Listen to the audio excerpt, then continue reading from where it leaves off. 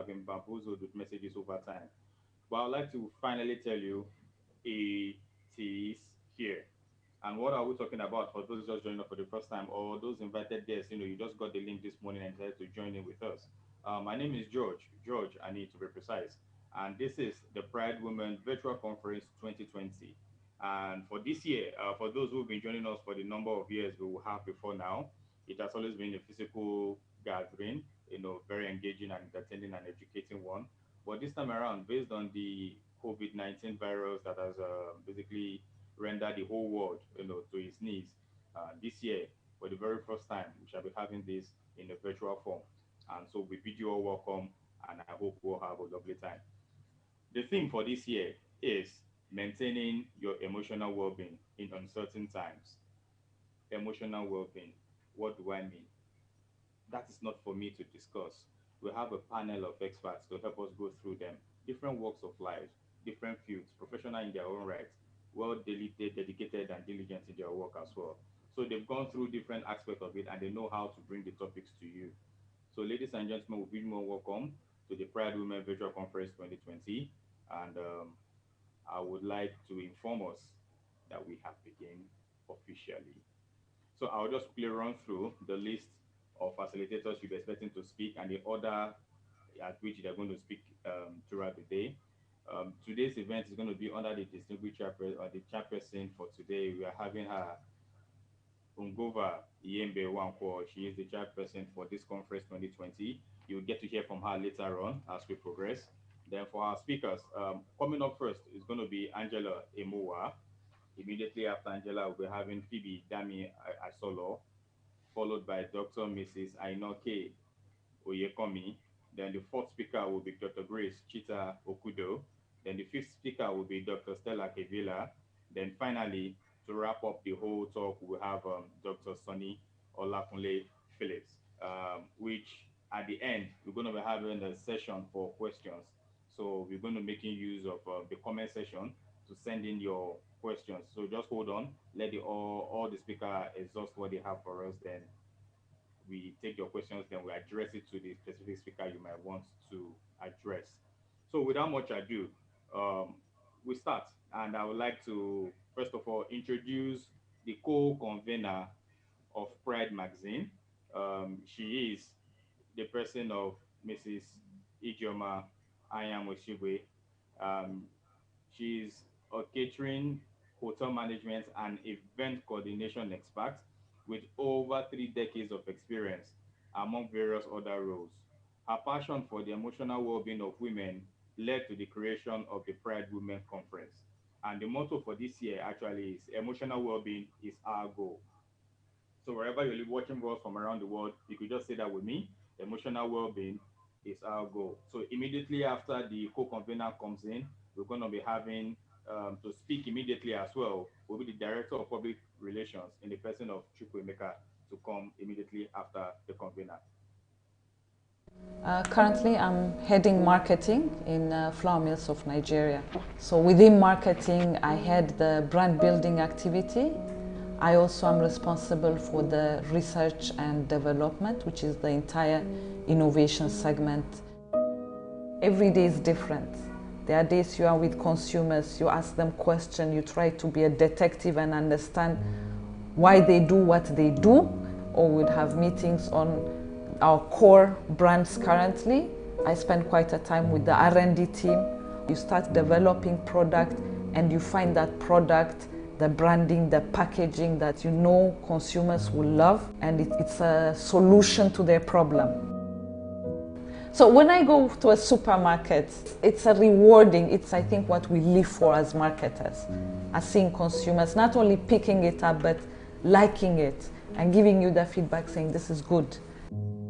As a professional, quality is beyond a product quality, is in everything we do. But it's also the way we work, it's the way we behave, it's the way we write a brief or a proposal. It's built in there on how precise and clear we are on what we want to do. So the feeding of the nation purpose is actually very broad. We look at it as a multi-layer concept. It goes beyond consumption of food and filling your belly. It's all rounded, yeah? It's about profit making. It's about making a living for yourself. Every time you buy our product and you sell it for the little margin to feed your family or to educate your children, all that goes into feeding the nation. In view of the 60 years anniversary, if I have to give a key message for our consumers in FML, first of all, I would say thank you. Thank you for being with us. Thank you for choosing us. It's because of them we're here. Goes out to say a big hip hip hooray, thank you.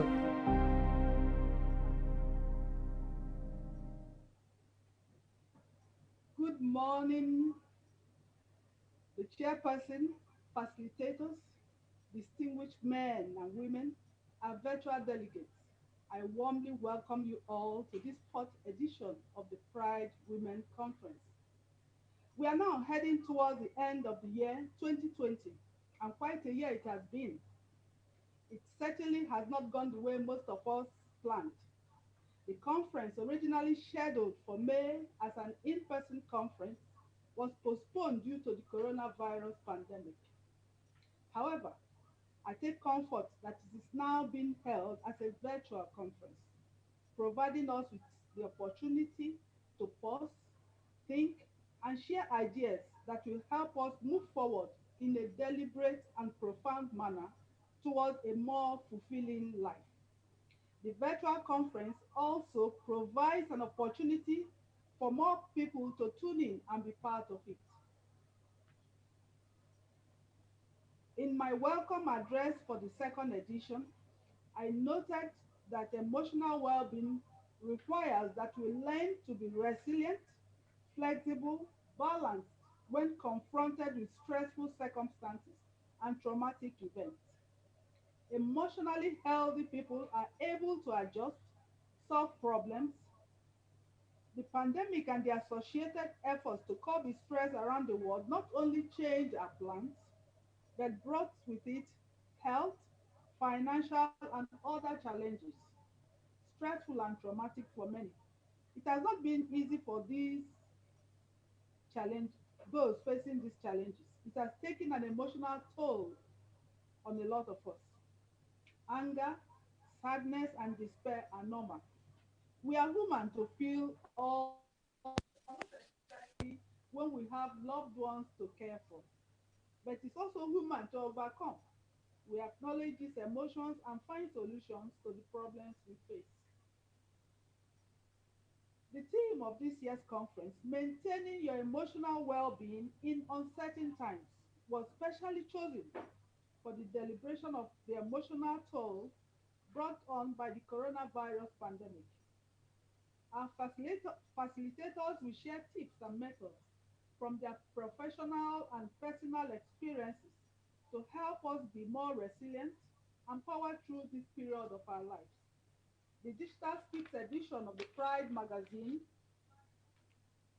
to be presented at this conference, also provides strategies to help us cope and thrive.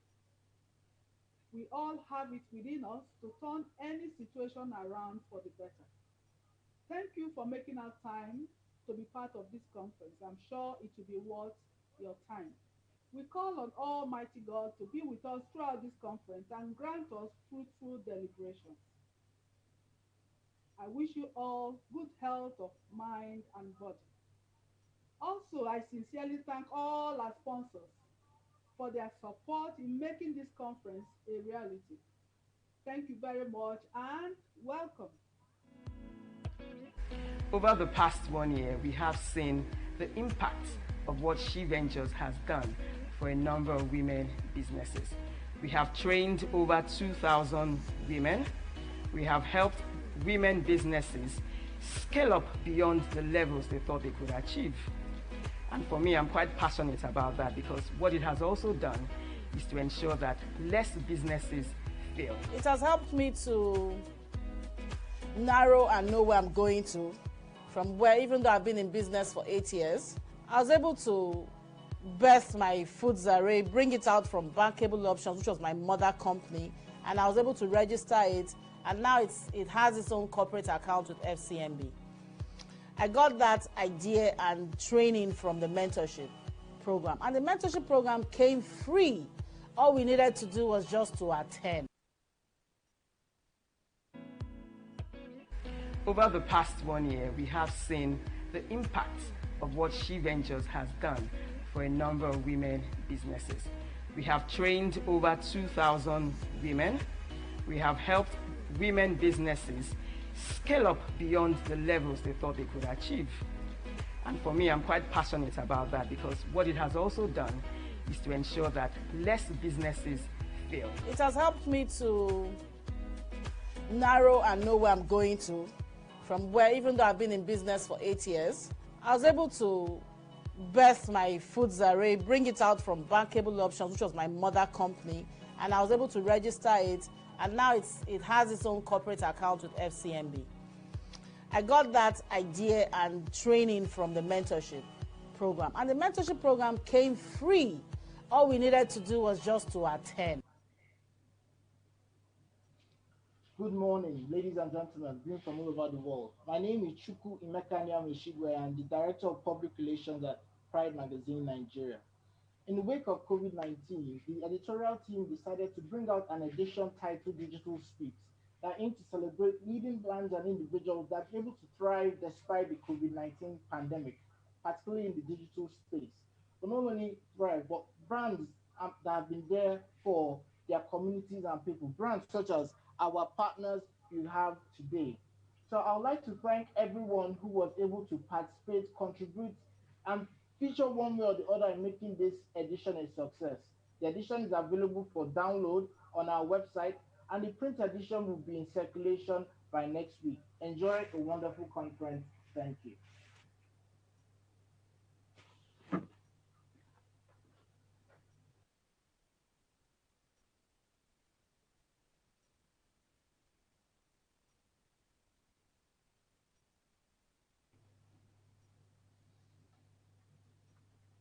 Okay, welcome back.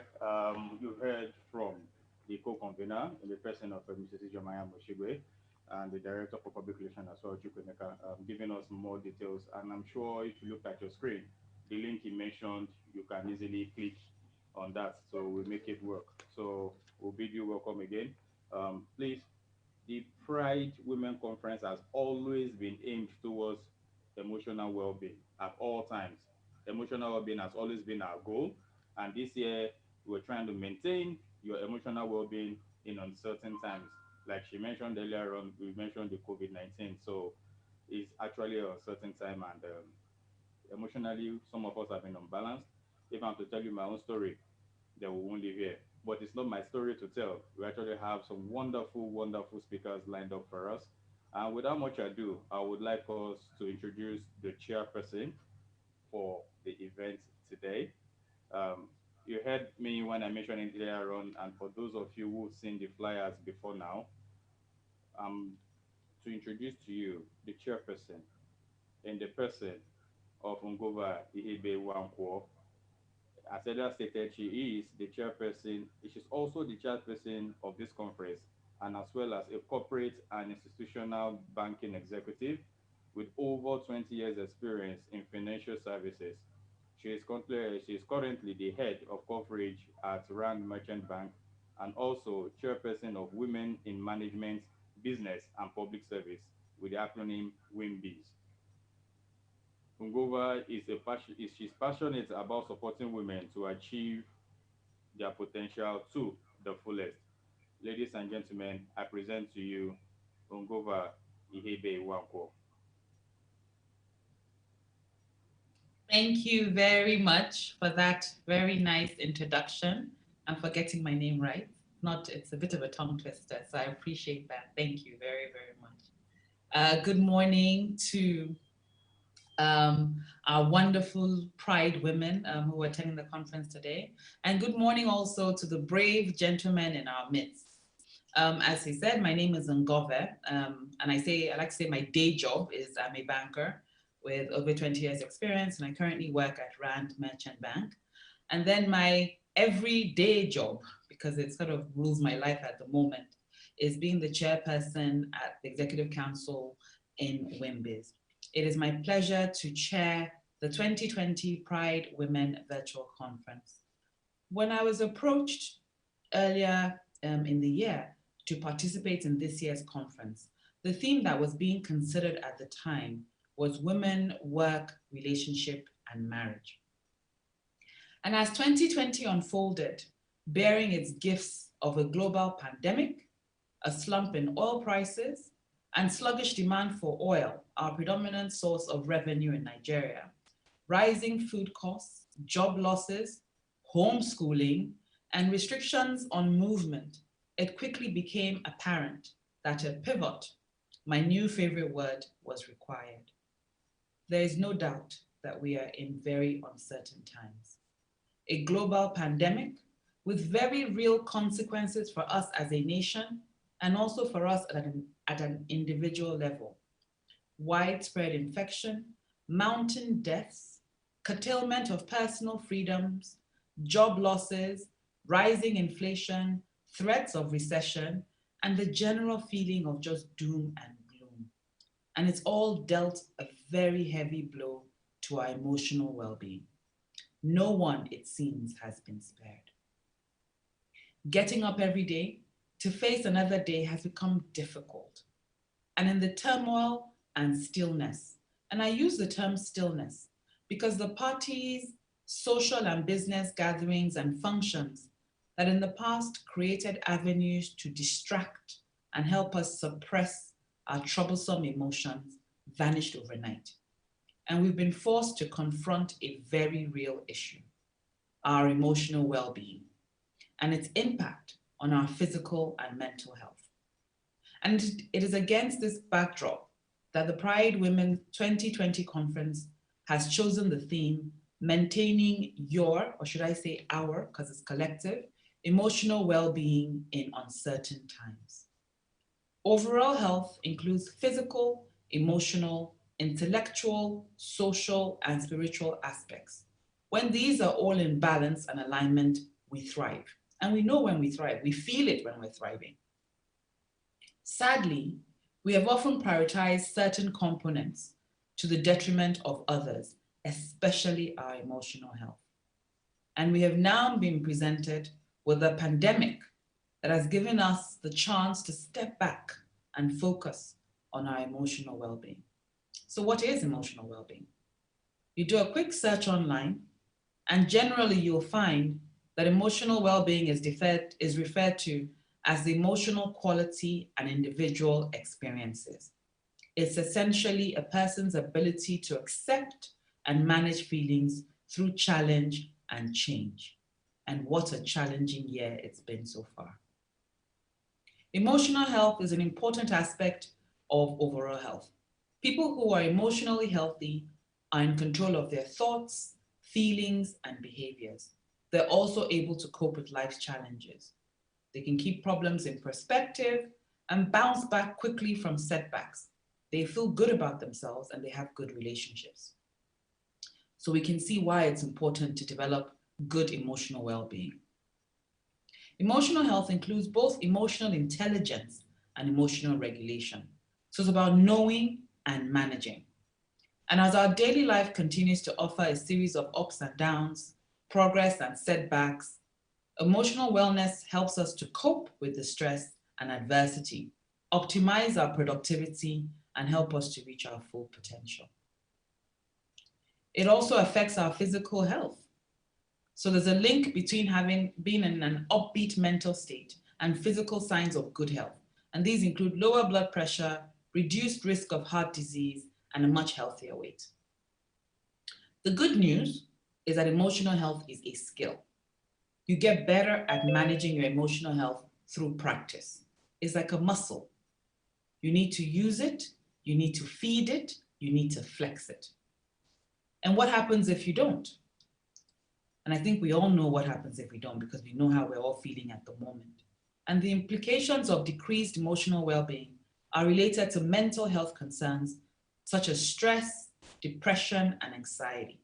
And these in turn contribute to physical health concerns such as digestive disorders, sleep disturbances, and a general lack of energy.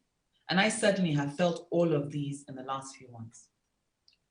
But I need to point out something. Being emotionally healthy doesn't mean you're happy all the time. It means you're aware of your emotions and you can deal with them, whether they're positive or negative. Emotionally healthy people still feel stress, anger, and sadness, but they know how to manage these negative feelings. And they can tell when a problem is more than they can handle on their own, and they ask for help. So here are a few tips that I'd like to share on how to enhance your emotional well-being. The first one is being aware of your emotions and reactions. Notice what makes you sad, frustrated, and angry, and try and address or change these things. Reflect often, and make dates with yourself. Take care of yourself. The second one is expressing your feelings in an appropriate way. So bottling emotions up and then exploding doesn't help you and doesn't help anybody else. It's about understanding your body, your mind, and figuring out how you can communicate what you're feeling. It's important to let it out. Balance. Finding a healthy balance between work and play. This is something that a lot of women struggle with. We're predominantly caregivers at home. We're managing the homeschooling. My kids are starting school next week and I'm pulling my hair out already, wondering how I'm going to cope with another term of homeschool. And then if you have parents who are unwell or aged, you're probably also the primary caregiver. And you're juggling this through also trying to have a good relationship with your spouse and also trying to work. So there's a lot. And I know it can be overwhelming, but it's important to create some form of balance. And then taking care of physical health. This is the one I think a lot of us neglect. It is critical that we eat healthy, exercise regularly, and get enough sleep. I really don't believe in the medals. Like people say, I slept for 2 hours or 3 hours. Look, nobody wins any medals. Get enough sleep. Your body needs time to regenerate. Connect with others. So well done to everybody at the conference today. You're connecting, but continue to connect. Connect with your friends, your family. Set up Zoom calls. Zoom is free. You can do 30, 45-minute free calls. And you can get a group of girls or boys or whoever you want to hang out with that you haven't hung out with. Get some time together and have that FaceTime if you can't see each other physically. It's important that we keep the connections going. Find purpose and meaning. And this could be believing in a higher being, believing in something bigger than you, and then giving your time. It could also be work. Some people find purpose and meaning in their work. There's nothing wrong with it, but you need to know what it is that gives you purpose and meaning and feed that generally. And then volunteer. I cannot stress this enough. You get a lot out of helping others. Please help. And then forgive yourself. We tend to walk around with bags of guilt of things we did or things that we didn't do. We're human. We all make mistakes. In fact, the one thing I can promise you is that I will make a mistake today and you will make a mistake today. There's no point in carrying it around. You need to learn from the mistakes and move on. And then my last tip is don't take yourself too seriously. Life is too short. For many people who woke up this morning and saw the news of Chadwick Boseman, it really was a downer today. But it then shows us that life can be fleeting. So it's what you do in the minutes that you're given and the hours and the days. So laugh often, dance freely.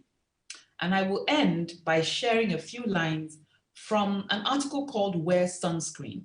It was written by a lady called Mary Schmish. She wrote it 23 years ago for the Chicago Tribune.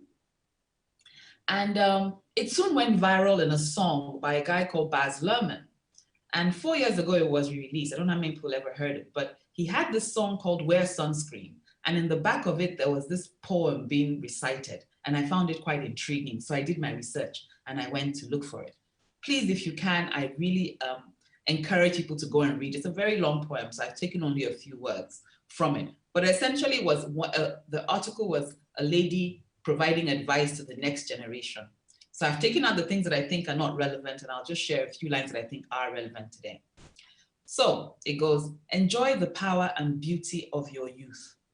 In 20 years, you'll look back at photos of yourself and see how fabulous you really looked. You're not as fat as you imagine. Don't worry about the future, or worry, but know that worrying is as effective as trying to solve an algebra equation by chewing chewing gum.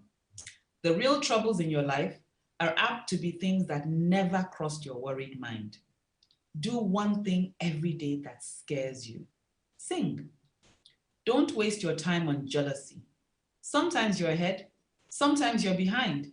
The race is long, and in the end, it's only with yourself. Remember the compliments you receive, forget the insults. Keep your old love letters. Throw away your old bank statements. Be kind to your knees. You'll miss them when they're gone. Dance, even if you have nowhere to do it but in your own living room. Travel. I look forward to a memorable and outstanding Pride Women Conference. The lineup of speakers is truly awesome, and I encourage everyone to listen intently, engage, and reflect deeply. It's my pleasure and privilege to be here today and to be the chairperson for this conference. Over to you. My name is Rita Tsahai. Currently, I'm heading marketing in flour mills of Nigeria. So within marketing, I head the brand building activity. I also am responsible for the research and development, which is the entire innovation segment. Every day is different. There are days you are with consumers, you ask them questions, you try to be a detective and understand why they do what they do, or we'd have meetings on our core brands currently. I spend quite a time with the R&D team. You start developing product and you find that product, the branding, the packaging that you know consumers will love, and it's a solution to their problem. So when I go to a supermarket, it's a rewarding, it's I think what we live for as marketers, as seeing consumers not only picking it up but liking it and giving you the feedback saying this is good. As a professional, quality is beyond a product quality, is in everything we do. But it's also the way we work, it's the way we behave, it's the way we write a brief or a proposal. It's built in there on how precise and clear we are on what we want to do. So the feeding of the nation purpose is actually very broad. We look at it as a multi-layer concept. It goes beyond consumption of food and filling your belly. It's all rounded, yeah? It's about profit making. It's about making a living for yourself. Every time you buy our product and you sell it for the little margin to feed your family or to educate your children, all that goes into feeding the nation. In view of the 60 years anniversary, if I have to give a key message for our consumers in FMM, first of all, I would say thank you. Thank you for being with us. Thank you for choosing us. It's because of them we're here. Goes out to say a big hip hip hooray, thank you.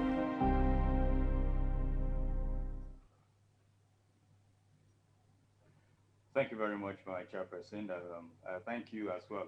One of the lines you actually mentioned is, remember the compliments, forget the insults. You complimented me on me remembering and pronouncing your name correctly. I've been working at it for a very long time, so I will hold that to my chest. So thank you very much, my chairperson, once again. Some of the things you mentioned, we have to know and manage our mental health properly, and as well as it is a skill which we have to develop. We need to feed it, exercise it and every other stuff. Thank you for, breaking this down so it's easier for other facilitators by the time they come on board. Their speaking makes it usually easier to breaking it down. So once again, thank you very much, and please stay tuned. Don't go nowhere. So moving on, I would like to, for the flyers you've seen online, unfortunately, one of our facilitators couldn't make it to this year's conference, and the person also Fiona Weeks. But she sends heartfelt congratulations to us all and wishes all the best due to some personal circumstances, she couldn't join us for this year's event, and I'm sure she'll be watching as well. So we say apologies for those of us looking forward to having Fiona on later on. So apologies once more. Now, moving on, to those of us watching online right now, we have a special package from one of our sponsors, and we title it the Goodie Bag Announcement. It means for the first 1,000 persons living in Lagos State, while Lagos State, apologies to those outside Lagos or around the world watching, because the goodie bag, we have to deliver it to you. So that's why, currently flights are not going out internationally. So we sincere apologies, please. So what does it entail? So to the very first 1,000 participants at this event, we shall be giving out a goodie bag filled with fantastic products from our sponsors. So please stay tuned, do not miss out, because later on during this conference, I'm going to mention to you and it's going to display it on your screen on actually how to get this goodie bag. So, and it will be delivered to your doorstep within Lagos. And as well from our sponsors as well, part of the packages they are giving us this time around is called the virtual booth. The booth is available for you to speak to a representative of Flour Mills Nigeria to tell you about their fantastic products. The link is also available currently on our YouTube page.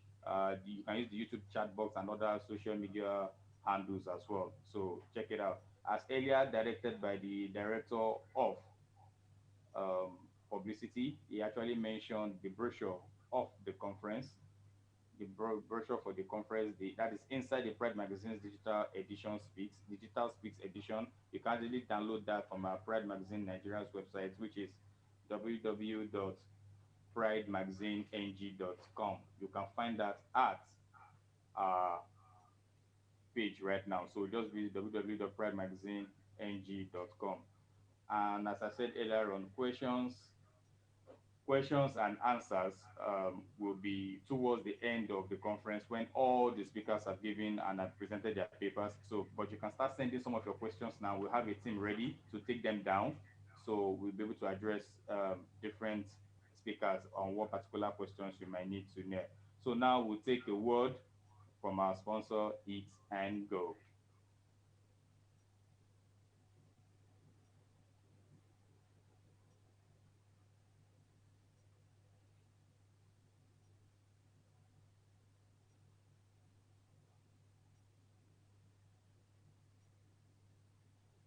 Okay, a bit of technical difficulty there. So please, like I actually mentioned, the brochure for this event, you have the digital copy right now. You can easily download that at the www.pridemagazineng.com. To reiterate what we said earlier, the virtual photo booth for Flower Mills Nigeria, whereby you can engage them as well. We also have this on ground. So just use the chat box on YouTube or other social media handles to get further information on how to go about it. So please, and the goodie bag aspect I actually mentioned for the first 1,000 persons, but how do you get to be part of this? This will be communicated as well later on. So please stay tuned and stay with us.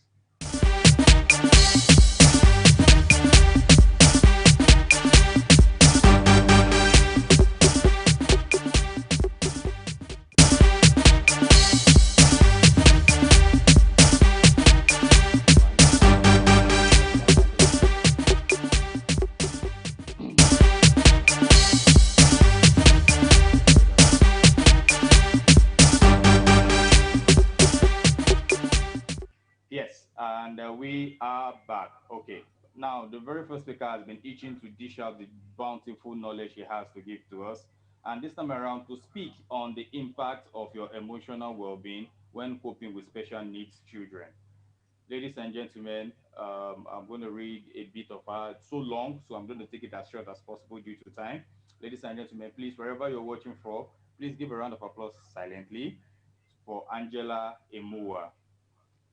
Angela Emoa is a veteran in the Nigerian journalism industry, and she will be speaking on the impact of your emotional well-being when coping with special needs children. Angela is a seasoned veteran in the Nigerian journalism industry and is the current chairperson of Punch Nigeria Limited.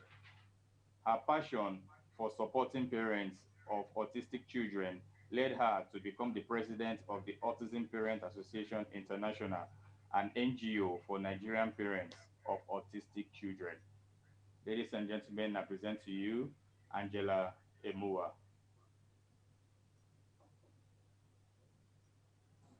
Thank you very much. Good morning, ladies and gentlemen. It's such a pleasure to be here at the Pride Women's Conference, Women's Pride Conference. My name is Angela Emua, as he's already told you, and I have a 19-year-old son with autism.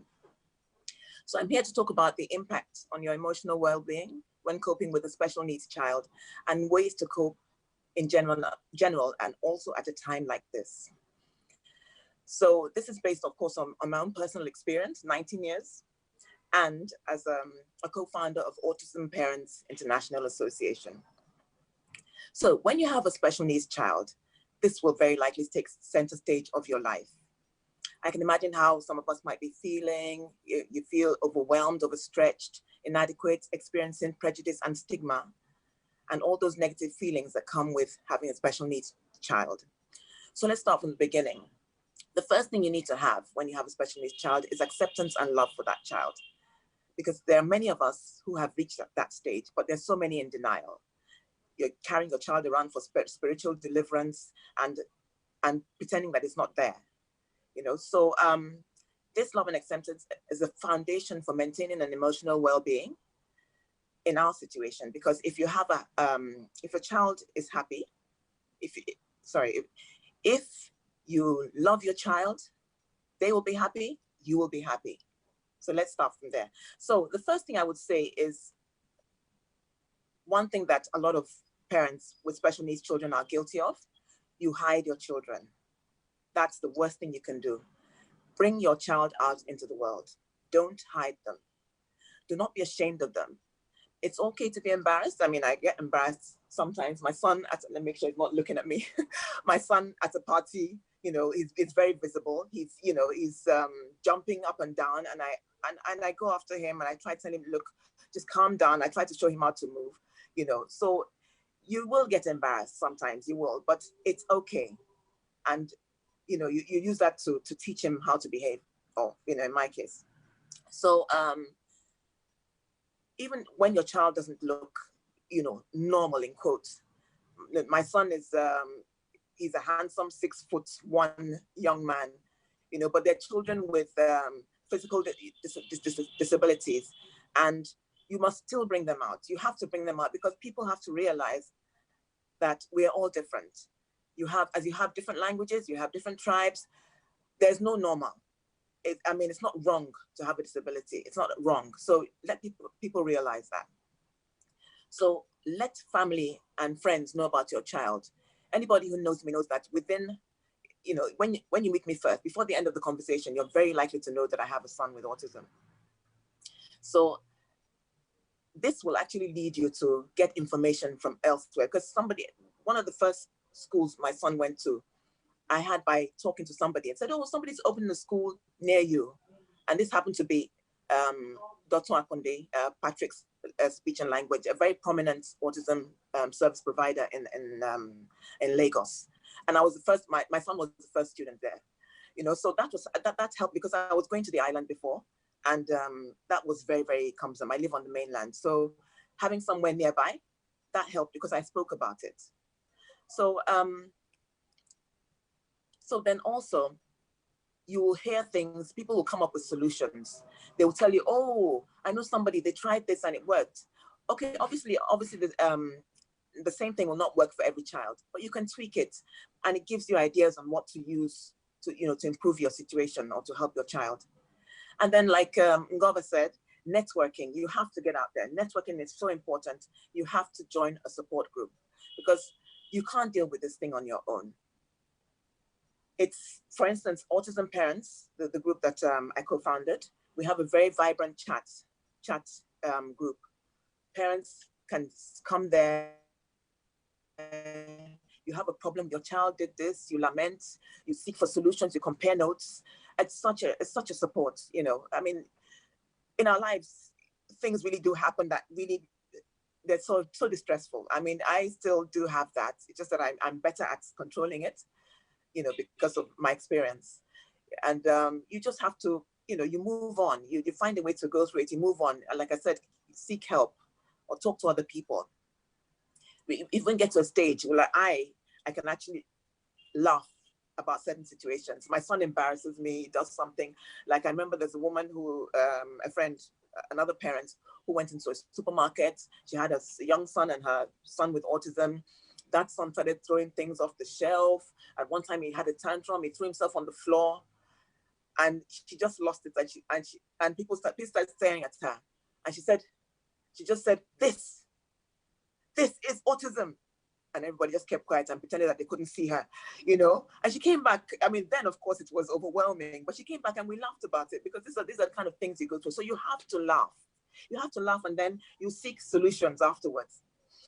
And then, and also like it's being with people who understand your situation is the best thing that can happen to you as a parent with autism or any other disability, because you share, you know, you have support, you have physical, you have emotional support. And then one other important thing is that you have to believe in your child. Believe that your child can learn. Take pleasure in the smallest achievements. I mean, I remember when my son started talking, he didn't have any speech. Well, he had speech actually, and then he lost it. He lost all his speech. So when I started looking for help, one of the therapists said, okay, give him food, just give him a little bit, but don't give him much. And then we taught him to say more, more. So that was his first word, you know, more. So anytime he wanted more food, he'd say more. So, you have to start somewhere. And of course, now he's speaking in sentences and he's not at the level of his peers, you know, but he's really come a long way. He's doing his comprehensions and, you know, all sorts of things like that, you know. So you have to remember that a non-verbal child is not a stupid child. Because you can't talk or you can't do certain things doesn't mean that you cannot learn. So it's important to treat your child with dignity. Talk to them at their age level, because what is going in, the inputs right now might not come out immediately, but something is happening. They are learning. I remember when I tell my son I'm traveling and I say, okay, mommy's traveling to London, and he'll just look at me. And I think it was about a year and a half later when I said, oh, I'm traveling. And he goes, travel to London. I'm like, oh, you know, so he was actually listening to what I'm saying. So you have to talk to these children and, you know, get them, and that makes them, even though they might not show it immediately, you will find out that they'll be happy. And if they're happy, you are happy. Also, try and get them to do things for themselves, no matter the disability. You know, like I remember when my son initially were using plastic plates. I didn't know any better at the time. I'm sorry. But, you know, at the point I said, look, he's too young for this. Give him, you know, plates, normal plates. And people are saying, no, he might break it. I said, let him break it. Let him break it, because you never know what they can do until you try, you know? So you have to always let them try things for themselves. It's so easy. Like my son, you know, he cooks. I stand by him, you know, I make sure that he makes his breakfast. You stand there and watch him. You know, so there's nothing that they cannot try, nothing, no matter the disability. And then also it's very important to find how they communicate, especially with a non-verbal child.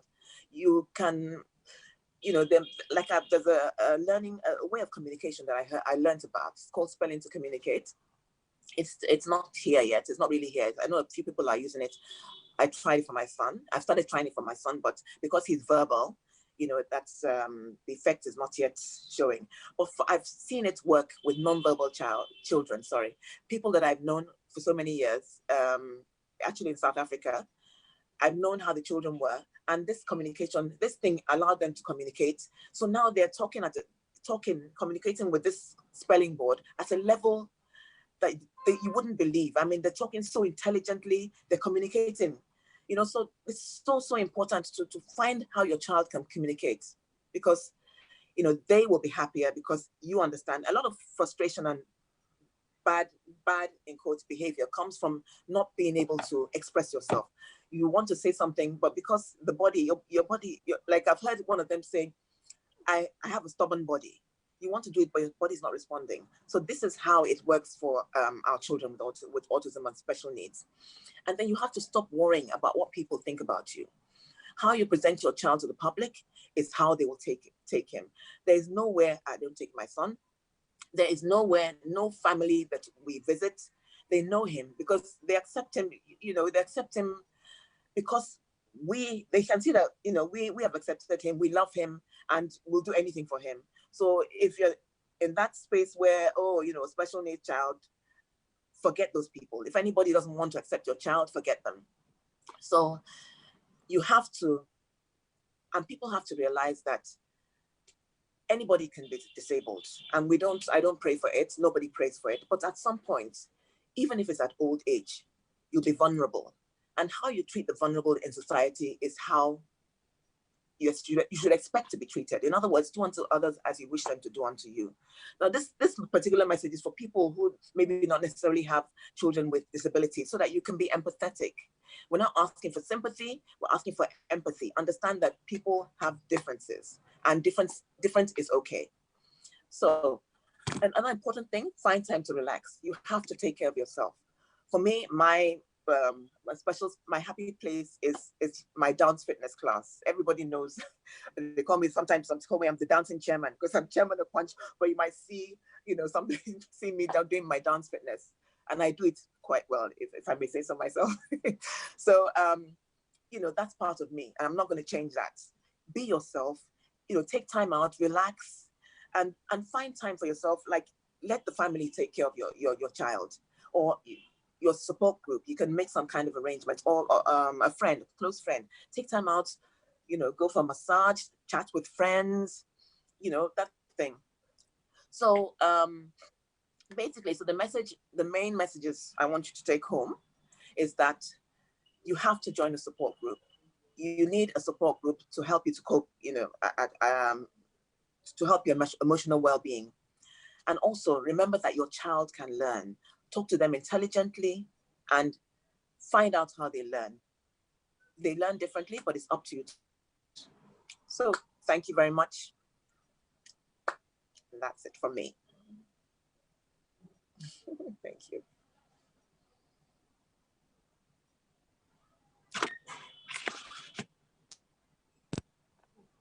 Thank you very much. So we really appreciate your talk and using your child as a personal example to all and for all of us to learn. Even those with autistic child and those who do not have. We say thank you for, you know, opening yourself up to the world. So thank you very much once again. One of the lines you do, you know, you said so many things I've jotted down here, but one of the things I will never take away, you know, is join or support group. So if you're watching out there, or you know someone who has an autistic child, you can't do it alone, or you shouldn't do it alone. Join a support group, not just for your own emotional well-being, as for that of the child as well. Please. And he said, and you also said something like, you will never know if you don't try. So you just have to keep trying. And I like the example you gave of giving your child, you know, when people were telling you, oh, he might tend to break it, and I get him break it because it's also part of the learning process. We thank you once more for opening yourself up to us and to the world at large. Thank you very much, Angela and Moa. Very quickly, I would like to take a sponsor from one of our sponsors, Stanbic IBTC.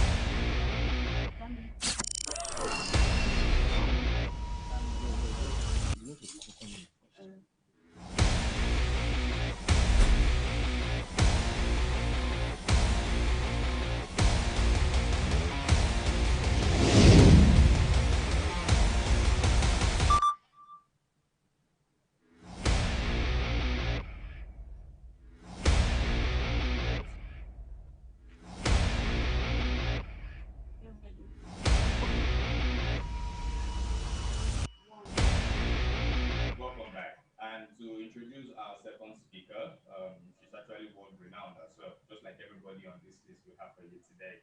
And second speaker will be speaking on balancing it all in the new normal, that is career, marriage, and relationships. So, ladies and gentlemen, I present to you Phoebe Dami Asodo. She is a marketing professional. Like I said earlier on, she'll be speaking on balancing it all, the new normal, career, marriage, and relationships. Phoebe is a marketing professional with over 7 years experience across major multinationals. She is currently passionately and extremely passionate about relationship optimization and healthy marriages, and find her expression for this passion by offering counseling sessions at different times. So, ladies and gentlemen, without much ado, I present to you to discuss career, marriage, and relationship balancing in all, Phoebe Dami Asola. Hi, everyone. Good morning. Good morning to the other speakers as well. I've been so blessed by just being here. I've learned a lot just from the past sessions. And I also just want to say thank you to the organizers of the Pride Women Conference for having me on board as well. It's an honor to be here. Thank you for having me. So I'll go right in. I actually have slides. I hope I can share. I think also I can share my screen. So I'll just do that really quickly. And then we'll go on.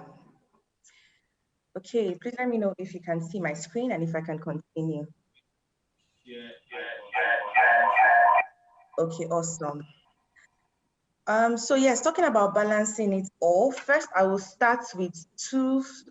First of all, this is basically just about the topic, me, and I've also put my contact details here in case anyone would like to reach me personally on this particular topic.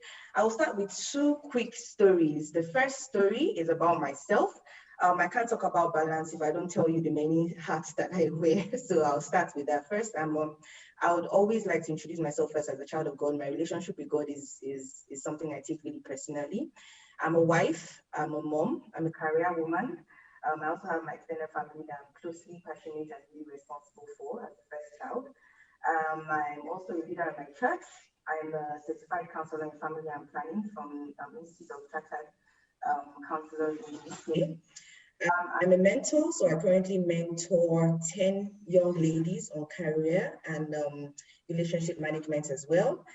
I'm a businesswoman. I have a small business. I'm also a women fellowship leader. So I have a small fellowship group called the Virtuous Hearts Network. We basically just meet on a daily basis for Bible study. And I'm also an author. So about a few years ago, I wrote a book on Miss to Mrs, basically just about relationships and wedding planning. So I'll go right in. That's basically just about me. The second story that I want to tell is called the ball story. So it's not my own story. It's something that I stumbled upon while I was trying to maneuver all these many hats that I wear as one single human being. And I would read it. I've also put it on the screen so everyone can see and read along with me. This is a story that was shared by former president and CEO of the Coca-Cola company during one conference like this as well. And he said, imagine life as a game in which you are juggling some 5 balls in the air. You name them: work, family, health, friends, and spirits. And you're keeping all these balls in the air. You will soon understand that work is a rubber ball. If you drop it, it will bounce back. But the other 4 balls, family, health, friends, and spirits, are made of glass. If you drop one of these, they will be irrevocably scuffed, marked, nicked, damaged, or even shattered. And we all know one thing about glass. Even if you try to put it back with super glue or any other thing, it will never be the same. He continued, says, they will never be the same, just like what I've said. You must understand that and strive for balance in your life. So before I continue, I'd just like to say first, what is balance? Imagine a scale where you have to put 2 things on at the same time. So first focus is time at the same time. It means that in one time you're giving the same amount of responsibility or the same time, the same focus to 2 different things. But how about women like us? Is there a particular time when you're able to give the same amount of focus to your husband, your child, your work, one single time? I think it's impossible. And so basically, based on this article, I would like us to do a quick, just a tiny quick exercise so that it's really interactive. Take a moment to just think in your life now, and especially with the pandemic where we are right now. What would you regard as a rubber ball and what would you regard as a glass ball? Just take a minute to think about it and do your own exercise. This will help you to see how to prioritize. I think for me, the global pandemic has made me realize that there's absolutely nothing like family. Sometimes we think that family is a rubber ball, but in this time, I've realized that no matter how supportive my husband is, no matter how obedient my son might be, to make sure that my life is okay, and my family as well, my sisters, my parents, it makes me realize that family, no matter what, is a glass ball. I've cherished this lockdown. I've cherished the family bonding experience that I've had.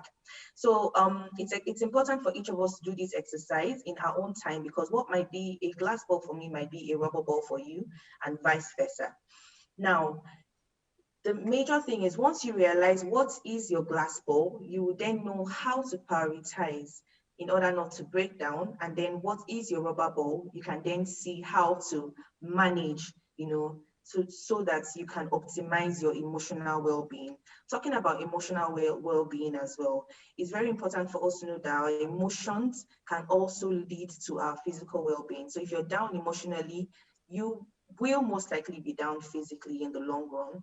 And if you're strong emotionally, you would also be strong physically in the long run. And it also works the other way as well. Physical well-being also affects your emotions. Isn't it funny how you're watching a movie emotionally, you feel something, and then you actually see real tears, you actually see real tears, on your face. So that's how it works. And then sometimes you do exercise, and then you see that you're so pumped and energized for the day. So these things work hand in hand, your emotional well-being and your physical well-being. So I'm sure we've all noted what is our rubber ball and what is our glass ball. So I will move on to the next slide, which is just to share tips on how we can manage balancing it all. Like I've said, balance is different across, is really different across for different individuals. So what balance is to me and how my rubber balls affect my life will be different from you as well. But one thing we must note is that it's almost impossible. Right now, I'm facing this conference with 100% of my time. I'm giving 0 time to my family. Once I'm done here, I'm going to give 100% of my time to my family, and then 0 time to this conference. That's how, there's really never a time when you're giving everything, 50%. And then the thing is, once you try to give everything a part of you, you lose yourself, and you'd also not give your best as well. So it's very important, first, if we go to the tips now, first to acknowledge that you're doing several things, or acknowledge that as a woman, you have several responsibilities. You're a mom, you're a wife, you're a career woman, you're probably a church leader, you're a counselor. Some people have volunteered for different society initiatives as well. So first acknowledge, write down the different things that you do, even if it's as little as the 1 hour you take to pray every day. Write it down. Acknowledge that these are the things that you've gotten yourself into. And then the next step is to prioritize. When we say prioritize, you can also use the glass ball and the rubber ball strategy. What is the glass ball? What is one thing that, if it drops, you're never going to have it back? Career like I read in this article, it's in most cases a rubber ball, because if you lose this job, you will most likely get another job, or if you lose a job, you can also possibly start a business or something. But for some other people, a career can be a glass ball. So that's why I said it's very, very peculiar to you as an individual. So prioritize. If you wrote down 6 things down, how many of these 6 things are glass? How many of these things are rubber? Now, the next step is to set very clear tasks using tools. Set extremely clear tasks, okay, and then set time as well. And when I say using tools, I mean use your calendar, write things down, do a to-do list, be very, very calculated. If not, you would see yourself juggling all these things and not being able to give yourself to anyone perfectly. The target is to ensure that with all these balls, you're still giving your best, even if you know you can't do this at the same time. So use very clear tools. For those of us that are active on social media, there are some digital tools that you can also use to help you manage how you spend time on social media. For those of us that are family people, you need to use your calendar very well. And for career women, the biggest advice I can give today is using a to-do list. You can't keep so many things in your memory, especially if you're a mom of an active child and if you're a wife as well. fourth step is to ensure that rest is included in your to-do list. Rest is very, very important. Rest helps with your emotional well-being. I had a problem with rest, but the pandemic forced me to embrace rest. So now I've learned how to rest. I don't necessarily sleep. I just sometimes just sit down, eat, watch Netflix, possibly just read articles. But when it's time to sleep, I shut down my phone. I tell everyone around me I want to sleep, and then I sleep. And then lastly, and most importantly, ask for help when you need it. Let people in. Everyone around me knows that I have 10 hats I'm wearing in my life right now, and I'm always happy to ask for help. Ask for help for with people around. I'll just go past this now. Ask for help with everyone around you. You can tell your husband, I feel extremely overwhelmed at this time. Ask for help, ask for a driver if you can afford it, ask for a nanny. I have a driver, I have a nanny, I have a chef, because there's absolutely, I can't do all these things, myself, and I'm really passionate about these things. So I wouldn't say, oh, because I'm not able to, then I would reduce the amount of impact I'm making in the different spheres of my life. No, I would rather do these things asking for people to help me. And the thing is, as you're doing this, you're also impacting even more lives. So my driver is blessed by the many hats I'm wearing. My nanny is blessed by the many hats I'm wearing. My chef is blessed by the many hats I'm wearing. So ask for help, even with your mom, your mother-in-law, people that have new babies as well. My mom used to tell me when I was trying to be a superwoman after I had my baby, my mom said, Phoebe, there's nobody in Nigeria, at least, that gives an award for the best mother. So if you're trying to be the best mom, you're doing it for yourself. Ask for help. Whenever you need me to come to the house to babysit for you, I will be there. And if I can't make it, then you can bring the baby over. Whatever it is, sometimes I have that mommy guilt that, oh, my mom and my baby spend some more time than I do. My mom and my mother-in-law spend. But guess what? I've got to realize that mothers actually know better than we do sometimes. So I embrace that. I don't even let guilt get in my way. I ask for help as much as I can. Ask for help from your husband, ask for help from your boss, your line manager in the office, from your colleagues in your workplace. Please ask for help whenever you need it. So I think those are the tips that I have in terms of balancing work, life, career, marriage. Once you know what the glass balls are, then you should prioritize. For me, my glass ball, God, my marriage, my career, I don't joke with those things. And of course, motherhood here as well. So I hope that with these, everyone is able to manage these things better, and we're able to take care of our emotional health to be the best that we can be as women. Thank you very much. And thank you once again for having me on this session.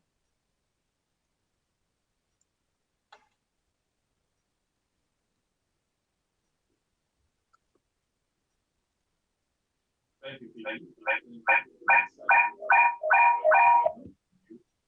Okay. I heard you mention a few things, and I think we've also missed this from some those watching at home and watching through their phones and laptops and Macs. Someone was asking, even though we know you have to rush through your presentation, and some persons have asked if you could do us due benefits and give us, a copy if it's allowed, so we update it on our website right now. Absolutely, I'll be glad to share. Absolutely, I'll be glad to share. Thank you. Okay, thank you very much. Thank you very much. Yes, we thank you for that. So we'll reach out to you so we get that, and we'll put that up on our website. Thank you very much. Thank you very much. Okay, and that was the third speaker, the second speaker for the day. And before we move into the third speaker for the day, we would like to remind you as well, for the first 1,000 persons to register. Like I said, the information will come later on. Just make sure for those of us listening online. For the first 1,000%, we have a student guide package for you all within Lagos, please. And even if you're not in Lagos, you could have someone in Lagos to take it. So maybe you can use that system opportunity as well, so that it's open up to you. Now, we also mentioned the virtual booth. For the virtual booth, please check our comment section. We already have some details of them for you right about now. Then the brochure as well can be easily downloaded at www.pridemagazineng.com. I say that again, pridemagazineng.com. So, and for your questions so far for Dr. Phoebe, Emoa, and every chairperson, please just keep them for me. We are compiling them as it is. And at a particular point during this conference, we'll take them all together and we'll attend to them all. So thank you very much. At this juncture, we'll take a quick break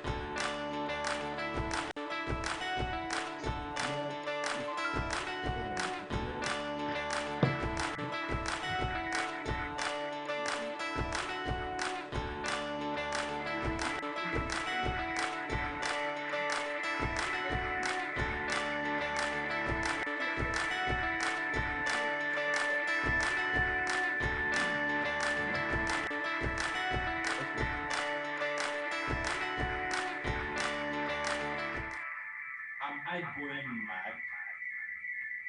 Sorry, this is not an error. I'm actually saying, am I going mad? Why? Let me explain it to you. The next speaker will actually be speaking on the topic, am I going mad? Maintaining your mental health in the new normal. Trust me, when you heard me say the word or that phrase initially, it doesn't mean I am actually going mad. Okay. From our next speaker, in the person of Dr. Mrs. Aino Oyekomi. And Dr. Aino Oyekomi is a consultant psychiatrist. He's speaking on the topic, am I going mad? Maintaining your mental health in the new normal. He has over the 2 decades practice and experience in mental health care, promoting mental health literacy and quality care through various platforms. She is the chief consultant psychiatrist for the Federal Psychiatric Hospital at Abeokuta, as well as the founder of Mental Health Reporting. So, Dr. Oyekomi, if you're ready for us, we shall wish to know if we're actually going mad or not. And you can verify for every other person, so we know if we are ready. So, Dr. Oyekomi, over to you, please. Okay. Good morning, everyone. Can you hear me? Hello, can you hear me? Hello? Hello? Yes, we can. Yeah, we can hear you, Dr. Okay, yeah. So it's a pleasure to be here, and this is one topic I have a very deep passion to talk about, because when we talk about mental things, a lot of people are scared. They think that when they hear mental, we are talking about madness, but mental doesn't mean madness. It just means your mind.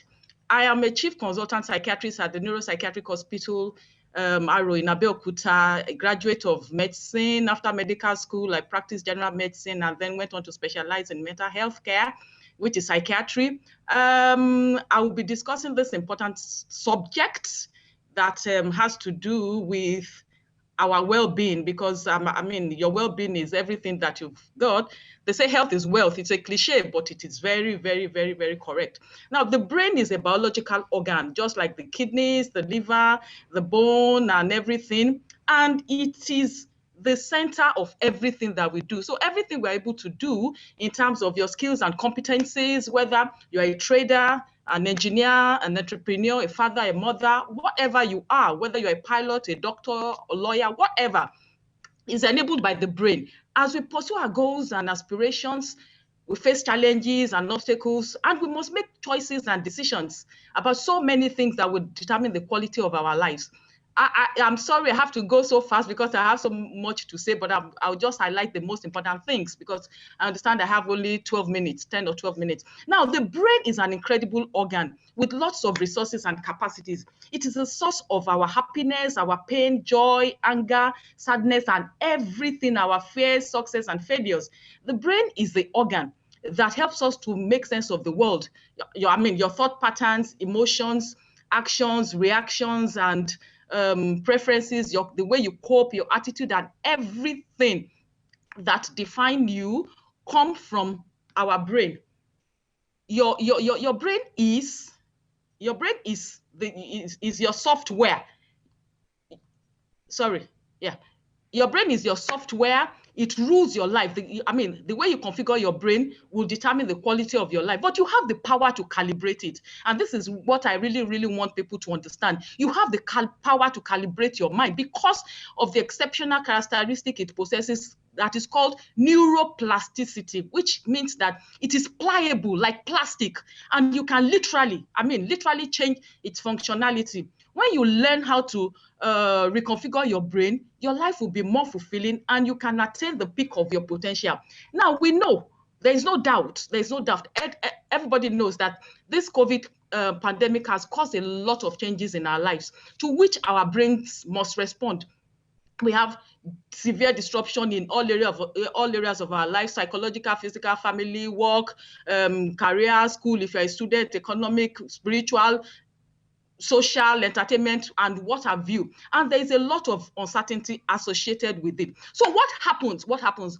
People must understand what happens so that they can understand how to cope. You know, when you understand what happens in your body when you are going through issues, then you can appreciate better the reason why you need to cope and the reason why you choose a particular method over the other. Now, the brain ensures our survival. So whenever there is a situation that is appraised to be a threat to our safety or security or happiness, the brain springs into action.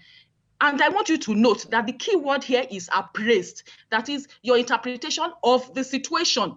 So, for example, if we encounter a lion, you know, like I'm showing on the screen now, if you encounter a lion, which of course is a threat, the brain springs into action and triggers a series of responses in our bodies to either fight the lion or run away fast from it. So to do either, whether you want to fight or you want to run away from the lion, your body goes into a survival mode in which your heart pumps blood faster, your blood sugar level rises to supply more energy for your fight or flight. Then your muscles tense up, your attention becomes more focused on the threat to the exclusion of every other unnecessary thing at that time. This whole process is what is called the stress reaction. The stress reaction is evoked in all types of conditions, appraised, that is, adjudged, that is, the way you interpret that situation. So whenever you interpret anything as a threat, whether it's a physical threat, like a lion, like a physical lion, or psychological one, like a relationship problem or a financial problem, as long as that situation is seen by you as a problem, the reaction begins, the stress reaction begins. But what is seen as a problem by someone may not be seen as a problem by another person. Now, the brain, unfortunately, does not distinguish whether a threat is physical or psychological. A threat is a threat to the brain. So when we experience psychological or mental threats, whether it is real or imagined, like financial pressure, uncertainties, job loss, relationship problems, any type of problem, business downturn, economic hardship, insecurity, any situation that you see as a problem or as a threat, the brain responds the same way as if a lion was before us. Now, the danger here is that in psychological difficulties, your body is already primed for a fight or flight, like you are seeing a physical problem, but you cannot physically run away or physically fight psychological problems. Therefore, the chemical changes elicited by the stress reaction remains in the body as long as it is not used physically. That is, what I'm trying to explain is that the body remains in this survival mode as long as the problem is perceived as a threat. Now, these chemicals tear and wear the body and can trigger many disorders when they persist too long or when they occur too often. Now, poorly managed stress reaction can lead to a host of diseases like hypertension, diabetes, recurrent infection, cancer, anxiety disorders, depression, addiction, and many, many, many more illnesses. The stress chemicals are easier to burn out when the threat is physical. But in this present world, we don't encounter physical threats like lions. Rather, we experience more of psychological or mental threats or stressors that will not go away. So you can call them psychological lions that are threatening our happiness and existence. Now, I would want to talk about briefly the signs and symptoms that the stress reaction that we can experience when the stress action is becoming toxic and overwhelming us, and we need to do something about it. So how do you know when you are mentally or psychologically decompensating and you are devolving into a mental disorder. It's okay to have some mental symptoms when things are not going on well, but how do you know when things are not, when things are going out of hand and you need to do something immediately? Now, symptoms vary from one person to the other, but common ones, I will only mention common ones. Common ones include when you have significant changes in your sleep pattern, significant changes in your eating pattern, and this, it might be that you are not sleeping well anymore or you are oversleeping. So it could be either of the two. Then sometimes you might lose your appetite considerably, or in fact you might even be overeating, because some people overeat to self-medicate because eating is a pleasurable thing. Then another thing that you should watch out for is when you begin to have recurrent negative emotions like anger, irritability, sadness, numbness, anxiety, hostility, and a host of negative emotions. Now, when you also feel fatigued, that is, you just experience low energy levels, and it's as if you are dragging yourself through the day, then you should watch out. And then another symptom is when you're not interacting, you don't just feel like interacting with family of your friend or friends or co-workers or colleagues or even your partner. And then you lose interest in things that you used to find pleasurable. And then sometimes too, it might manifest as confused thinking and you are not able to think straight. For example, you might walk into a room and you just forget, what did I go, what am I here for? What am I here to pick? And then we also must know that, and this is very, very important, that mental health disorders can also manifest as physical symptoms like recurrent body pains, headache, back pain, crawling sensations. And it's like, for example, when you're always treating malaria, this month you have malaria, next month you have malaria, and then you go to the lab or you go to the hospital, oh, it's malaria or typhoid, and you're always treating something, one thing or the other. It might be that those physical manifestations are just a manifestation of your psychological disequilibrium. So, but the general, there are so many symptoms, like I said, but the general rule of the thumb is that whenever there is any significant change in your thought or behavior or emotion, or you feel distressed, or the people around you are not comfortable with the way you are behaving or the way you are talking or the way you react to things, then you know that there's a problem, or you are not functioning at that level that you have the capacity to function at. And then I must mention one thing: madness or losing it completely is an extreme state of mental disorder that was not promptly treated. So what I'm saying is that symptoms usually progress from mild to moderate and severe. And it's because a lot of people don't do things about it. That's why it might progress to that severe stage. Now, at the early stage of mental disorder, some people even conceal it because of shame. But really, that shouldn't be, because it is a biological illness, mental illness, whatever it might be, whether it's depression, anxiety, schizophrenia, bipolar, drug addiction. They are all biological illnesses like any other illness. Now, having said that, let me go briefly now into how do we maintain mental stability. How do you live a happy and productive and fulfilling life? I must mention one thing: it takes effort, commitment, and determination. It is not easy. Good things don't come easy. It's not going to fall on our laps. You must rise up and do something. So, and the ones I'm going to mention are scientifically researched and evidence-based methods, and they are not just pop psychology. They are scientifically based, and they have been tested to help to be efficient and effective. Now, the first step is acknowledge that all is not well. Quit denying it before it degenerates. In Nigeria, we are very religious. We use faith to deny that all is well, when actually all is not well. The second thing is to identify your sources of distress, or just know which of these areas, which area of my life is giving me which problem. And there are different sources of stress in our life. It could be in the family, it could be financial, it could be your relationship, it could be your obligation, it could be anything. But identify your own source of stress, because what is stressful to me might not be stressful to another person. Then the third thing is that you have to declog, or you simplify your life. Simplify your life. Life is not complicated, but we make it a lot complicated. Now, how can you simplify your life? Number one, adopt a positive outlook of life. Why? Because your brain and your mind is the basis of everything you do. It is the springboard of your actions and reactions.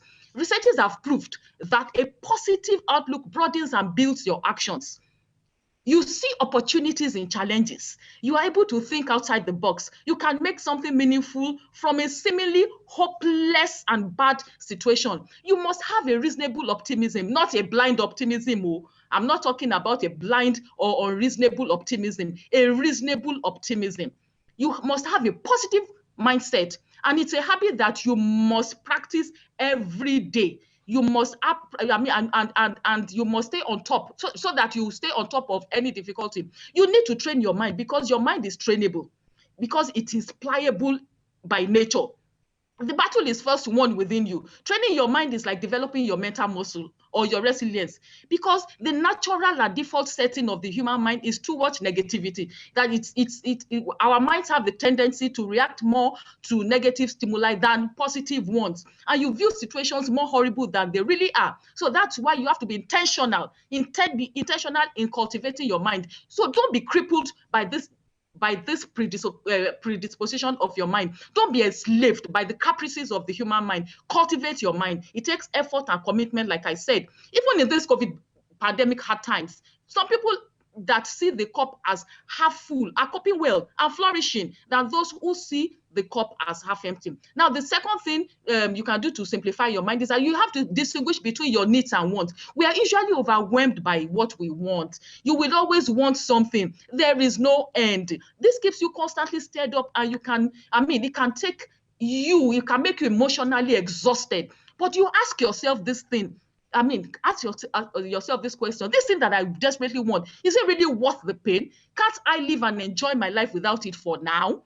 Don't get me wrong. I'm not saying that it's a sin to want the good things, the extra good things of life. But when it is costing you your peace of mind and you can live without it, then you ask yourself, is it really worth the stress?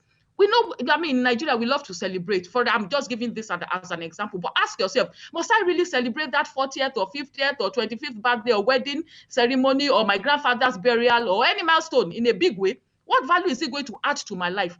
If you can conveniently afford your wants, then go ahead. But if you have to struggle, then be wise and reconsider. Who are you trying to please? Let us avoid unhealthy competition. One thing that the COVID-19 pandemic has awakened us to is the reality of things that really matter. So you define your values. When you define your values, they will be your guiding principles. So because you have to stand for something, otherwise you'll be tossed to and fro by every wind that blows. Now, the third thing that you need to do is you have to learn how to make choices. Simplify the way you make choices. Now, you can say that, but the more choices that is available, the better. But it can just be deceptively simple on the surface.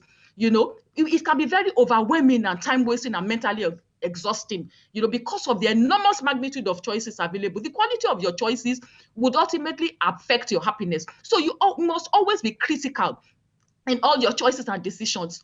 Be honest with yourself and do things for the right reasons. Avoid unhealthy competition, like I mentioned before. And I want us to take a cue from ex-President Obama, who has narrowed down his range of choices for what he wears to give him more time for more valuable endeavors. So you define the whys of your choices and decisions. So you can ask, why am I doing this or choosing this?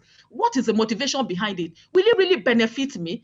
So you have to be clear on the reasons before you plunge. Another thing that I want us to pay attention to is our digital habit.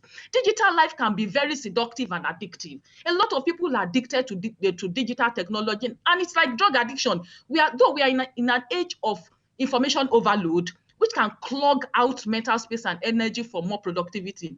We know that digital life is very intrusive, distracting, and mentally exhausting, but you must develop a digital value system. Don't be a slave to your phone or any entertainment gadget. Chatting and playing games into the night when you're supposed to be sleeping and resting your brain and allowing rejuvenation will sap out your health. Don't be digitally drunk all the time. The hangovers are usually horrible. Detoxify digitally on a regular basis. Another thing is learn good time management. This will drastically reduce your stress. Don't procrastinate. Prioritize your activity.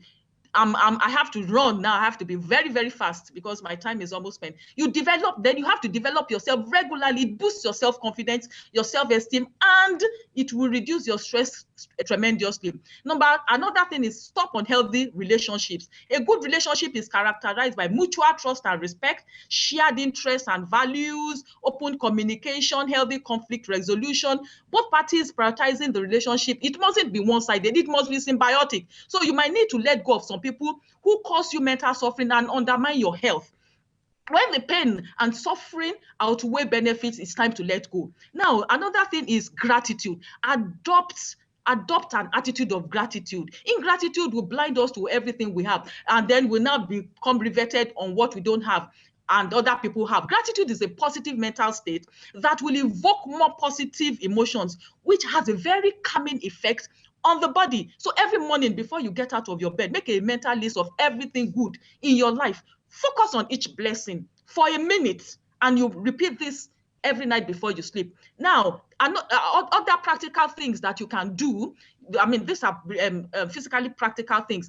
You must incorporate relaxation times into your life.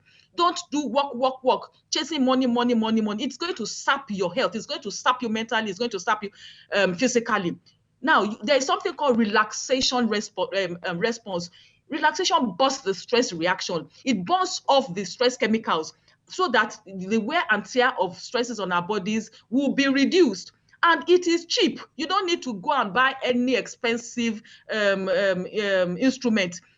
It's something that you can do in your house. Now, there are basic methods. There are many of them. I cannot go through them because my time is fast spent. Now, one of the basic methods is that you engage all your senses meaningfully. And then exercises. Exercises is so good. It helps you to burn off those stress chemicals. It helps the stress hormones to go off from our system. And it also helps to release neurotransmitters that calms us down and puts us in a good mood. So exercises is not only for people who want to lose weight. Yes, it will make you trimmer and you look more beautiful, but that is not the only reason why one should exercise. Apart from the cardiovascular gains too, it helps mentally. Other methods include things like safe place visualization, self-encouraging thought pattern, cue-controlled relaxation, mindfulness. Mindfulness is very, very good. Eat mindfully, walk mindfully, do everything that you are doing mindfully. It has a very, very intense and enormous impact on our relaxation system. And then you have to explore your spirituality. Somebody mentioned it, one of the speakers mentioned our spirituality. It's very, very key. We are not preaching here, but your belief in a higher power gives you anchor in times of need. So before I go, there are quick fixes that you must avoid. Please don't self-medicate with alcohol, cigarette, energy drinks, or drugs. You must seek help when you cannot cope any longer. It is not a sign of weakness. So in conclusion, you have to be deliberate. You need to be committed to achieve these things. Nothing good comes easy. The price to pay is effort, time, and consistency. Hello? Yeah, we're with you. Okay, so in conclusion, I want us to adopt this prayer. God, grant me the serenity to accept the things I cannot change, the courage to change the things I can, and the wisdom to know the difference. When we embrace all this serenity, courage, and wisdom, it helps us to manage our desires, goals, dreams, frustration with realism. And then we'll be able to live a life characterized by health, happiness, fulfillment, which is everybody's ultimate goal. Thank you very much for listening. Thank you very much, Dr. Oyekomi. I was going through the YouTube feed as well. I hope for those listening back there, I hope my volume is much more higher than you complained earlier on. Thank you again, Doctor. You've mentioned a lot of stuff. One of the things you actually mentioned, we have to simplify our lives. We need to simplify our lives. We need to identify our sources of stress. So we will learn how to distress and decompartmentalize most things. And you mentioned the stages as well, from going from mild, moderate to severe. So thank you very much, Doctor, once again. We really appreciate. Before we go to the next speaker, we'll take a sponsor from Dano Milk. Your strengths every day with the goodness of Dano milk. Available in Dano Cool Cow, Dano Full Cream, Dano Slim, and Dano Flavored Milk. Build your strengths every day with the goodness of Dano milk. Available in Dano Cool Cow, Dano Full Cream, Dano Slim, and Dano Flavored Milk. Build your strengths every day with the goodness of Dano milk. Available in Dano Cool Cow, Dano Full Cream, Dano Slim, and Dano Flavored Milk. Build your strengths every day with the goodness of Dano milk. Available in Dano. Yes, well, welcome back. And we're moving on to the fourth speaker for today. This time around, we're going to change it from the internal to the external. How do I mean? I'm introducing to you right now in the person of Dr. Grace Chita Okudo. She is a world-renowned dermatologist, venereologist, and she'll be speaking on ideal skincare for emotional well-being. So that's why I said we're taking it to the external this time around. So we've done the brain from the last speaker. This time around, we're taking it outside. And Dr. herself is a consultant physician, dermatologist, and venereologist. She is a passionate about rural health access and has traveled the length and breadth of Nigeria to provide rural communities with much needed healthcare. So she's been in service for a very long time. Without much ado, I would like to present to you Dr. Okudo.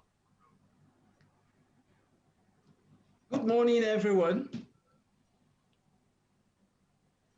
Good morning, everyone. Yeah, good morning.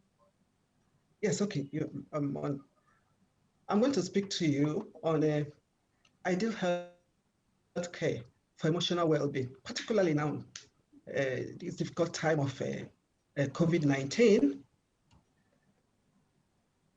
I'd like us to look at my content, my outline.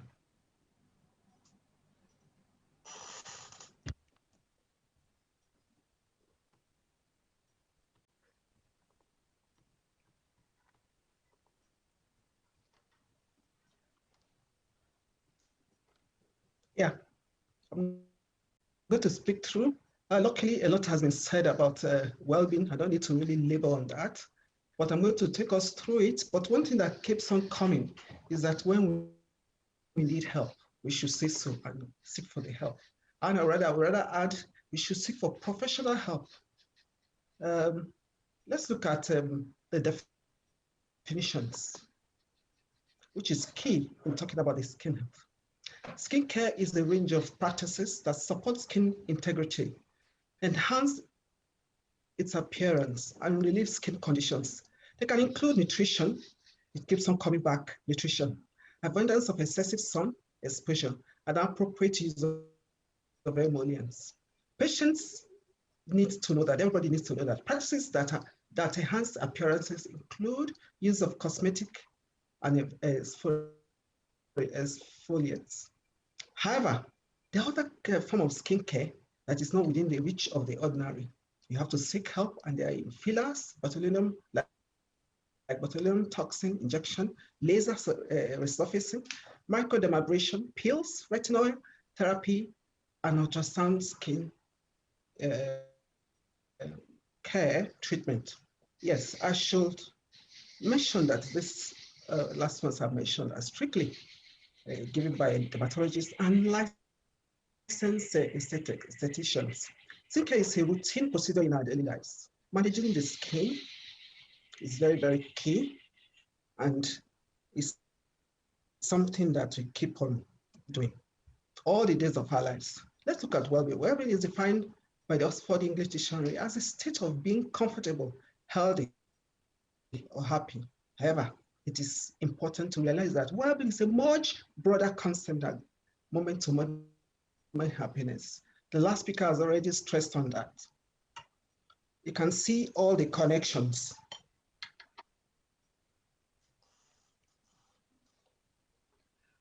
Let's look at well-being. Well-being is a key word for health. Let's look at the definition of health. A state is a state of complete physical and mental and social well-being, and not merely the absence of disease or infirmity. Therefore, if you're having diabetes or heart disease, it doesn't mean that you can't your well-being can be intact. The skin kind of covers a lot of things. So existing skin problems such as acne, psoriasis, to mention a few, can affect the skin seriously. Psychological problems can also affect the skin. So there's this entire relationship, and we must look at them from many angles. Let's go to the research done by InStyle. They found that a whooping 70% of women surveyed felt good about themselves if they thought their skin looked good, even when they are when they are ill. Once their skin look good, they feel they have this well-being, regardless of age. Why their specific concerns may vary depending on how old or young they were. There's no question that the overall appearance of their skin played a vital role when it came to their confidence. So the skin, confidence, self-esteem, they go hand in hand. So both mental health professionals and dermatologists agree on this. A bad skin day can have a tremendous impact on a woman's self-esteem. In some cases, patients have told me that, and especially when they have breakouts, that the skin can be very, when the skin is not in good condition, they are not happy. Let's look at some studies that have been done. Several have been done. You can look at this when, at your quiet time, because there is no time. We are given only 12 minutes on this. Let's look at the skin as a structure. The skin is the largest organ of the body, and it is divided. There are two main layers: the epidermis and the dermis. And underneath the dermis, you have the subcutaneous tissue. But there are several layers, even within this main division. And also many cells. But there are three main functions of the skin: the protection of the whole body, regulation of the body temperature and water loss, and as well as the sensation. So the skin is extremely important in this regard. So when the skin is poor, you have decreased body image, you have low self-esteem, there's lack of confidence of exposing your skin. Sufferers often feel shame and disgust about their appearance, leading them to have anxiety, thinking that people are judging them. They feel they are withdrawn, and it also affects sexual functions and other relationships. So let's look at what is not skincare. Bleaching definitely is not skincare, which is what everybody thinks it is. It is $1 billion business. All kinds of things are imported into Nigeria. Bleaching is not skincare, and there's no health benefit to skin bleaching because it results to bad effect on the whole, not just the skin, but also the entire body. From a medical standpoint, there's no need to lighten the skin. But if you are considering skin bleaching, which some people in Nigeria call toning, they say they are toning their skin, they want to maintain my color, but actually they are bleaching. It's important to understand the risk, what you know as Co-convener, as illustrated in this image. I know you know what's called body. That's a typical look, you see. But they've perfected it. Some people may not have that, but when you look at them, they can't run away from all the complications. There are several. They can be systemic, affecting organs. They can be just on the surface. If it's steroid, you can have steroid acne. You can also have a thinning of the skin, poor wound healing, and the stretch marks. There are several other side effects of bleaching. I want us to look at this picture. These are people who have bleached, the sequelae of bleaching. How do we now tackle, get us to have a good skin? Many of the speakers have spoken about good nutrition. Good nutrition is so encompassing. It can also improve your general well-being. Good nutrition has been suggested for management of diabetes, for heart diseases, and even their prevention. So it also holds true in good skin care. Nutrition is extremely good, and taking of fresh fruits and vegetables is very key. I've listed very, numerous fruits and vegetables we can get here. Carrots, broccoli, cauliflower, cucumber, they're all available here. Honey, limited quantity, olive oil, not particularly almonds. They are easily available here.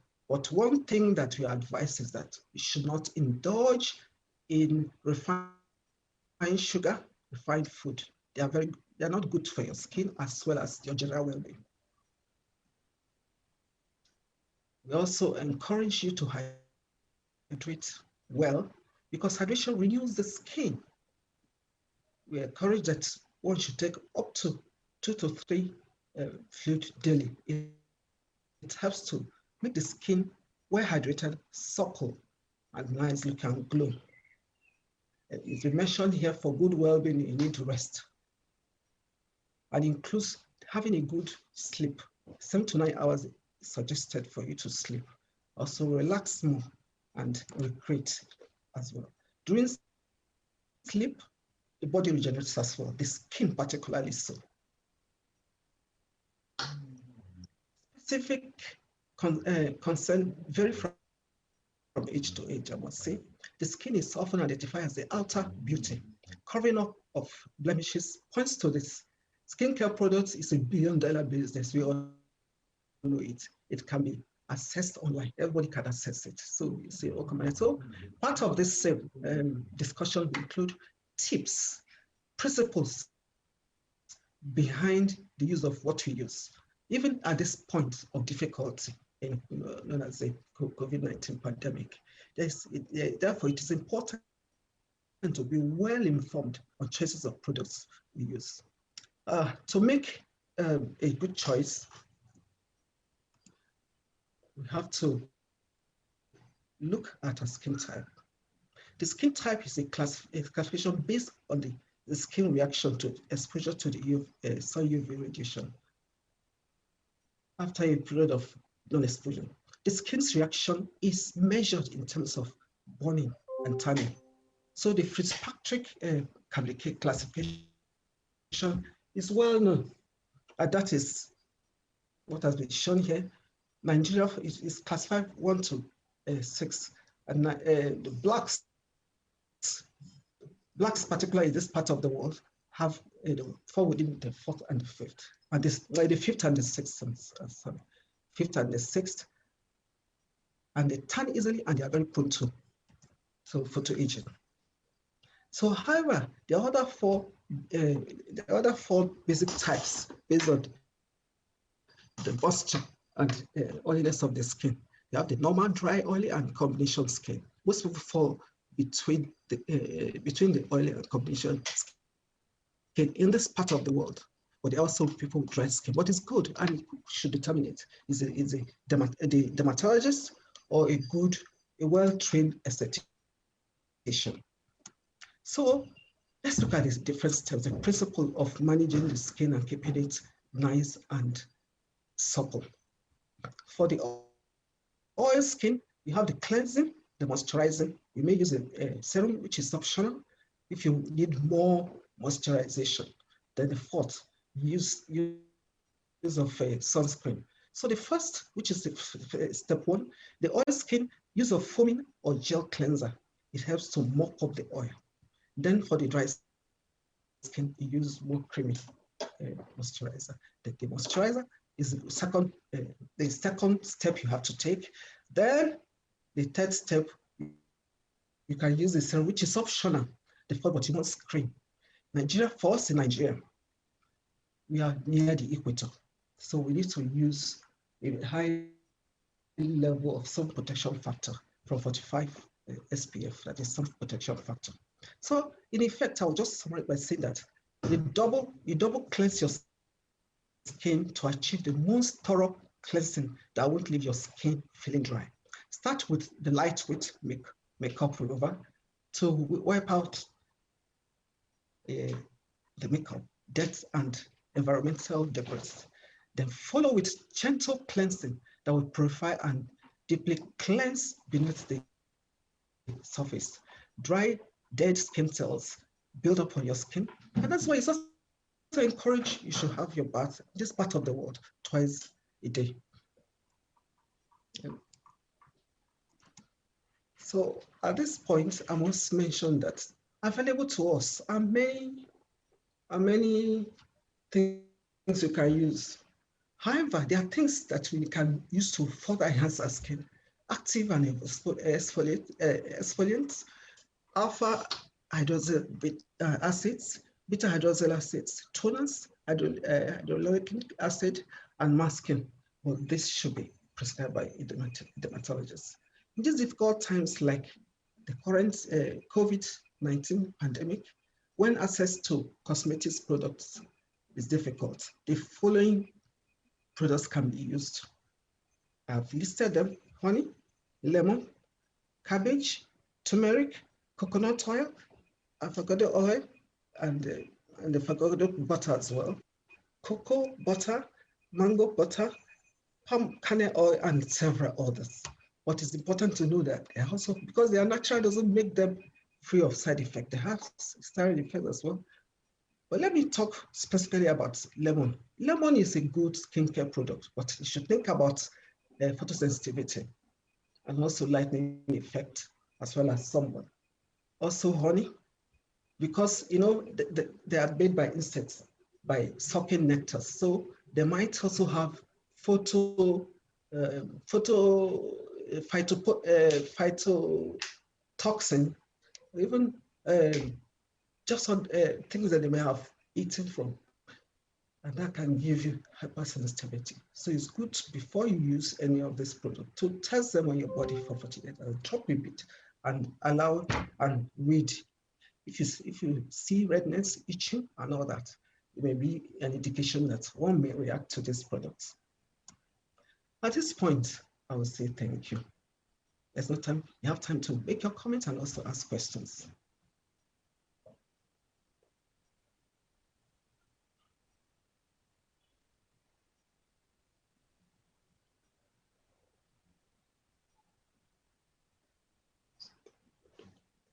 I'm done. Hello, can you hear me? Huh?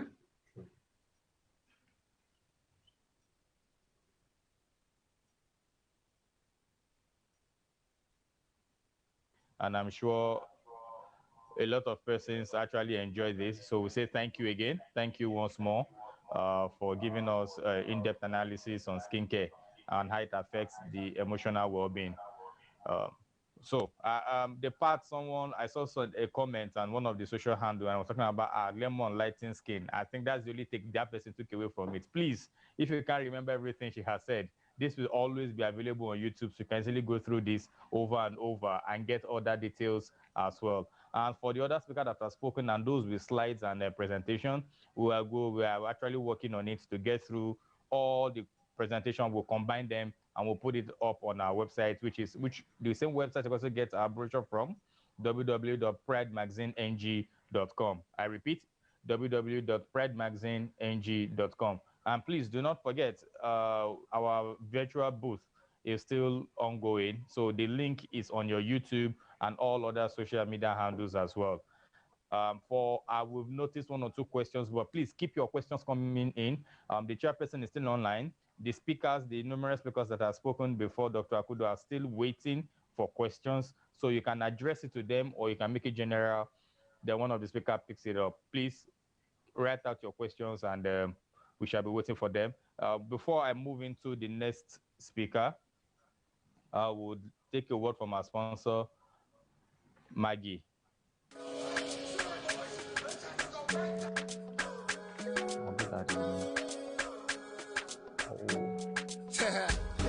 Mom, see, used to tell me after dinner time story how they used to chop life at your one bad parties.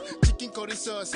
Mama is the boss, you can never have enough of party your love. But these days, all we see is just concoction. Like we got smacked in the head and got concussion. No more daily treats, no more Sunday best. Is this what you eat? My God, why settle for less? It's night time, everybody gotta live it up. Maggie chickens in the kitchen, everybody season up. Mouth watering, lips smacking, finger licking. Didn't I tell you every meal tastes like chicken? Spice up every meal, don't let them taste the same. Cause Maggie chicken is making chicken great again. Just know one thing, just know I really, really love it.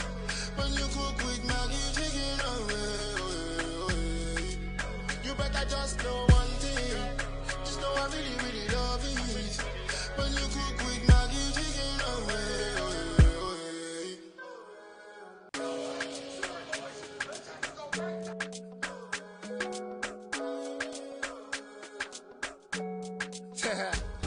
Mom C used to tell me after dinner time story how they used to chop life at your one bear parties. Chicken curry sauce, mama is the boss, you can never have enough of party your love. But these days all we see is just concoction. Like we got smacked in the head and got concussion. No more daily treats, no more Sunday best. Is this what you eat? My God, why settle for less? It's night time, everybody gotta live it up. Maggie chickens in the kitchen, everybody season up. Mouth watering, lips smacking, finger licking. Didn't I tell you every meal tastes like chicken? Spice up every meal, don't let them taste the same. Cause Maggie chicken is making chicken great again. Just know one thing, just know I really, really love it.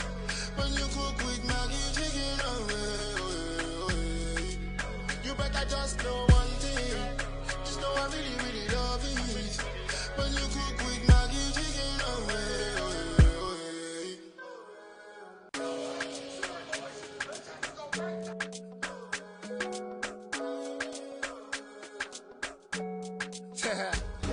Mom C used to tell me after dinner time story how they used to chop life at your one bear parties. Chicken curry sauce, mama is the boss, you can never have enough of party your love. But these days all we see is just concoction. Like we got smacked in the head and got concussion. No more daily treats, no more Sunday best. Is this what you eat? My God, why settle for less? It's night time, everybody gotta live it up. Maggie chickens in the kitchen, everybody season up. Mouth watering, lips smacking, finger licking. Didn't I tell you every meal tastes like chicken? Spice up every meal, don't let them taste the same. Cause Maggie chicken is making chicken great again. Just know one thing, just know I really, really love it.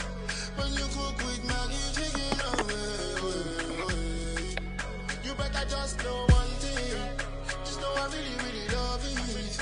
When you cook with Maggie chicken, Oh, welcome back. We mentioned to you the goodie bag at the beginning of the program. And now, when we talk about the goodie bag, like we mentioned, it is open to 1,000 participants. 1,000 participants. So you have the option of winning a lot from our sponsors collectively in a special bag to be delivered to you at your address whenever you want. Please, you have to be within Lagos. I just give you an expo on how to get it, even if you're outside Lagos. Send us a Lagos address. We will send it to you. We can assure you. Okay. Now, we mentioned the booth earlier on. The booth will actually be opened officially at 1:30 p.m. I repeat, 1:30 p.m. You can ask questions and partner with them as well. So just go through our social media handle to get more details about that. So we progress. I have the fifth speaker ready and willing to go. Who is she? Some of you might be wondering. You've seen the flyers and you've seen her before now, but this time around, I want to assure you, you're going to enjoy this segment as well. She will be speaking on spice your life with clarity. But this time around, not just the word spice. Spice in itself is actually an acronym. And this S stands for spiritual, the P for physical, the I for intellectual, C for community, E for emotional. So spice your life. And this will be taken by no other person than Dr. Stella Kavila. Thank you Dr. Stella so Kavila is much. a people development expert. She thrives as a people development expert with a decade of experience leading teams in various sectors. She is the founder and lead coach at Performance Point International PPI, helping company executives build high performance teams by leveraging individual diversity. Welcome, Dr. Stella. Up to you and take it away. Thank you so much. I'm extremely delighted to be here today, all the way from Uganda, East Africa. I am so grateful to the Pride team, Pride Women Conference Fraternity for having me here today. And yes, emotional well-being is really close and center in my life. I am known for that smile that you see. But before I go there, I want to say that whatever is seeking you is also, whatever you're seeking for is also seeking you. Why? You see, anyone who knows me knows that I like Nigerian movies. Yes, so I like Africa Magic, I like Rock TV. I'm a fan of Ramsey Noah, Genevieve Naji, Rita Dominic, and the list goes on and on. And I also enjoy a lot of local content. So back in East Africa, we have a channel called Maisha Magic. So you can think about me as an African girl who's passionate about the continent with no apologies. And one thing I like about Nigeria is anytime we think about Nigeria, we think about you go big or go home. You live life with a big spoon. And so we like calling you, I like calling the movies Oga movies because everything is big. So I'm very, very excited to be here today. And that leads me to my first point. The first step to emotional well-being is owning your own madness. It's okay to be a red stiletto amongst black hills. It's fine. You are not created to blend in. You were created to stand out, right? So for me, that has really been my testimony because when you look at that smile, you may think that everything has always been good in my life. I have had to own my own madness. I remember Phoebe saying that she wears so many hats. And for me, it has been a journey of self-discovery, a journey of owning, being different, being the odd one out, owning my own madness. And I can clearly say that it's because life presented me with, at that point, I thought about challenges, but today I think about them as opportunities, right? So today I want to talk to you about what really happens when life doesn't span out the way you really planned. What do you do? This is my story. So I'm a Kenyan. I actually come from Kenya and I came to Uganda 15 years ago. Again, different. I am a pharmacist and I really wanted to become a doctor. Again, things didn't go along according to the plan. I am a people development expert and I'm also a pharmacist. So I have what you call a T career, yeah, and I wear 3 major hats. In healthcare, I'm also different because I actually am very enthusiastic about health technology. I own a company called Performance Point International, where as introduced, we help company executives build high performance teams. We are accredited by Clarity 4D UK, and we use that tool to be able to help people leverage on their individual diversity. And being different is not a bad thing. But I'm also passionate about paying it forward. Therefore, I'm a team leader and mentor in a global initiative called Girls for Girls. So sometimes I think like I'm a walking civil war, a walking roller coaster. And I've had to ride against the tide, against the storm. And so at the end of the day, necessity is the mother of invention. And for whatever in life you have gone through, know that you can get out of it and you can actually live an amazing, amazing life if you can be able to take those challenges into opportunities. So today we are faced with an amazing time, which is a very, again, a word that many people have thrown around, unprecedented time. Nobody can prepare for a pandemic. Nobody saw this coming. And to just summarize what I think about COVID is that we slept in one world and woke up in another. And suddenly Disney has no more magic. Paris is no longer romantic. And in New York, everybody sleeps. And the Chinese wall is not a fortress anymore. Suddenly, hugs and kisses have become weapons. And not visiting parents and grandparents have become an act of love. Suddenly we realize that power is not valuable and money is not that powerful. So SPICE really is a call to action, is to say that for us to be able to navigate this kind of a scenario, when you're looking at the world, you're looking at your life, and you are in a quagmire, you're wondering, what do you do next? For me, I found my formula. I found my formula in spice. And I found my formula when I had to go through a major surgery and I had to make certain changes in my life. So every single year, I plan my life according to this particular formula. The formula of staying sane amidst every storm, especially in this particular scenario of COVID-19. And why is spice very important to me?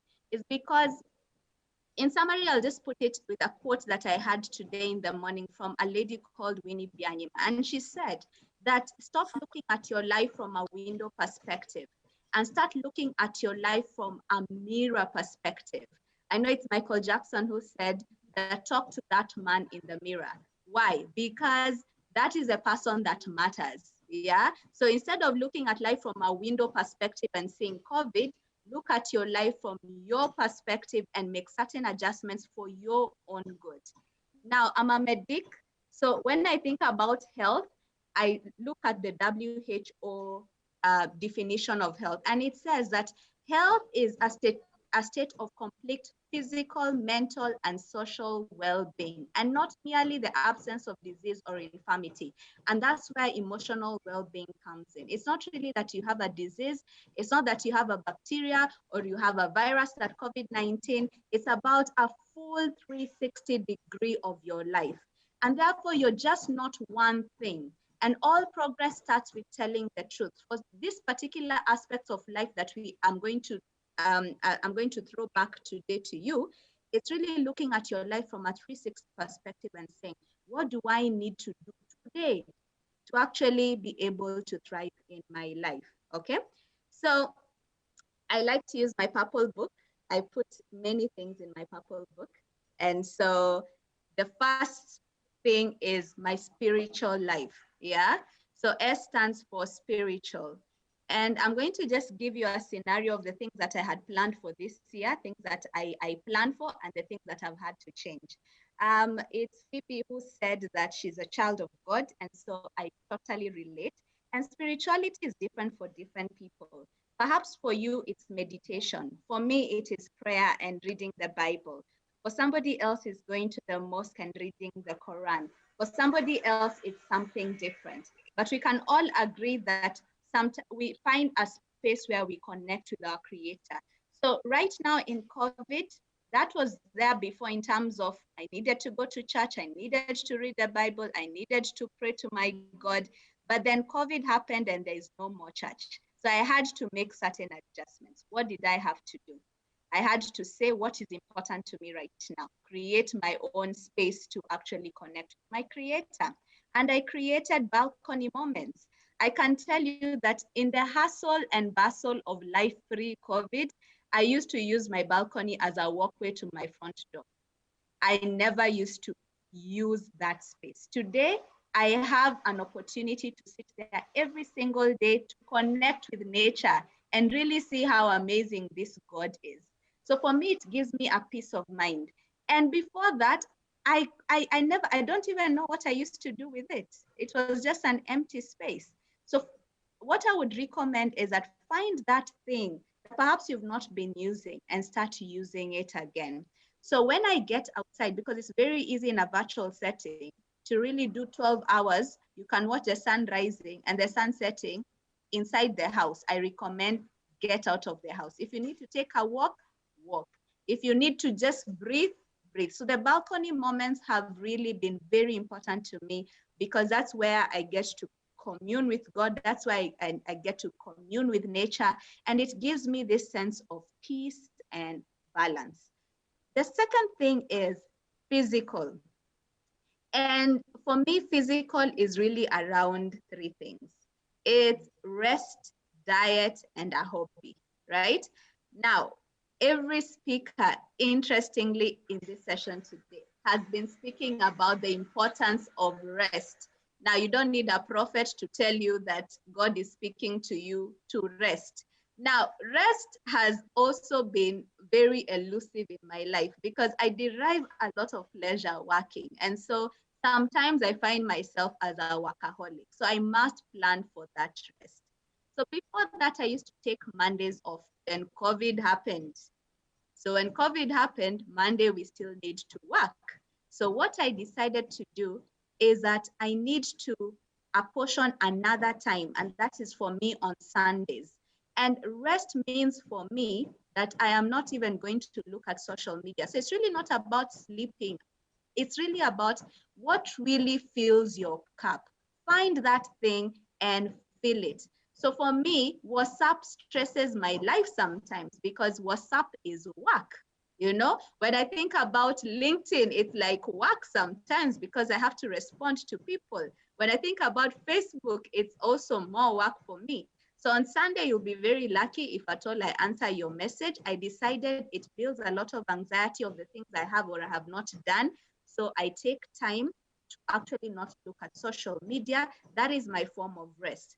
Gova started this session today and said, there's no medal for you sleeping less. And I used to be those people who say, oh, you know, I slept for 4 hours, you know? And I used to derive a lot of pride from that until I started having scenarios of burning out. And so for me, when it comes to physical, rest is front and center because I get very carried away at work. I'll give you a recent scenario. When COVID happened, everybody went on Zoom, everybody went on Google Meet, everyone went virtually.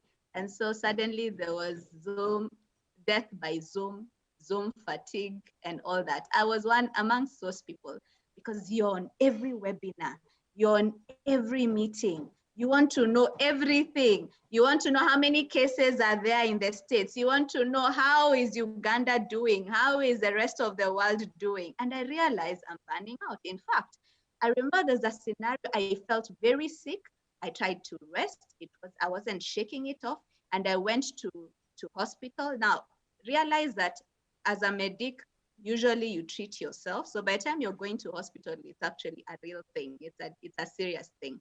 So I went to hospital and carried out a cocktail of tests. And I remember the doctor looked at me and he said, do you enjoy watching movies?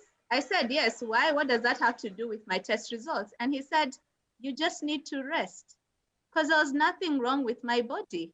All I needed to do is just take a chill pill, you know? So that's what I would recommend. Find that thing for you that you have difficulty in and fix it. So for me, I've realized the poses of my life have been the pluses of my life, okay? Another thing about rest, again, I became very overwhelmed when it came to moving the whole business online. Now we do virtual coaching, we do virtual mentoring, and I was getting stressed. And I remember on my birthday, I made a decision to take myself out for it. I checked myself in a hotel for 3 days, doing nothing, just resting. No agenda, no plan, just going with the motions. So sometimes you need to pause so that you can have the pluses in your life. So for you, it may be different. Perhaps it is skincare, like Dr. Grace has just alluded to us. Perhaps it is losing weight. Perhaps it is something about your life that makes you not perform at 100%. Find it, fix it. Let's go to the next one, intellectual. Intellectual for me is about business, it's about money, and it's about personal development, right? Now, about business, we need to make money, we need to put food on the table. And COVID, when COVID enters your pocket, you get an aha moment, yeah? So for us, the business that I am in, it's in person. So guess which budget is cut? The first budget that is cut in an organization is the training budget. Yes. So at that particular point, as everybody was panicking because there's a lockdown and there's quarantine, I had to quickly sit down and ask myself, what is a different value proposition that I can give my clients? Because now I can't go to their offices, we can't meet in a hotel, we can't do in-person training. And as I said, necessity is the mother of invention. We moved the coaching online, gave our clients a new business value proposition. And at that particular point, I promise you, we discovered a new need that our clients had that we had never thought about before. So instead of wallowing and waiting for the government to open up the borders or open up lockdown, what you need to understand is look at your scenario, be real with yourself. I was very real with myself, like if we don't make money during this period, we're going to close. Therefore, as everybody calls, I think Gova was talking about the new word pivot. We needed to pivot and give a new value proposition to our customers, right? And so today, I don't think we're going to go back to offices because we've completely adopted to the virtual setting. So don't look at this situation as a bad thing. Think about how can we be able to morph and move. That will give you a lot of peace of mind. Let me go to personal development. I usually have a reading list at the beginning of the year.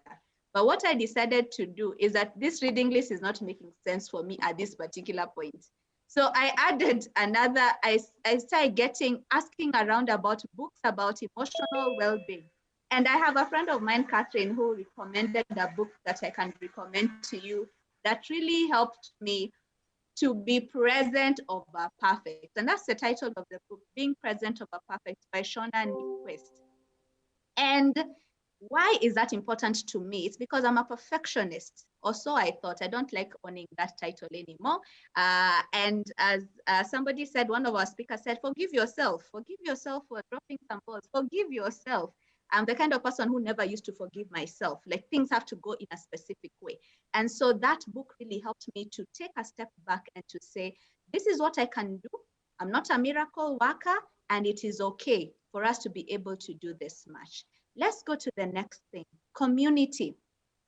Now, Zig Ziglar says that you only get what you want by helping enough other people get what they want. Maya Angelou says that when you learn, you teach, and when you get, you give. Now, there are two kinds of people in the world. There are givers and takers. And in this period where everybody is following, it's very easy for us to say, for me, it's me, myself, and myself. I, myself, and I. But what I would recommend is that there's power in reaching out and giving even what you have. And sometimes it's really not even about money. It's really about the resources. Like today, we are here in a conference and we are sharing information.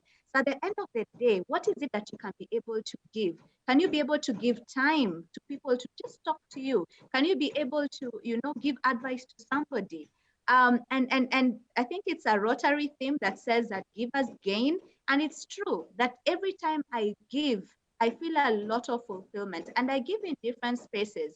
I serve on different committees and boards, but also I also lead an initiative called Girls for Girls. And during COVID, I had to ask myself, what else can we be able to give?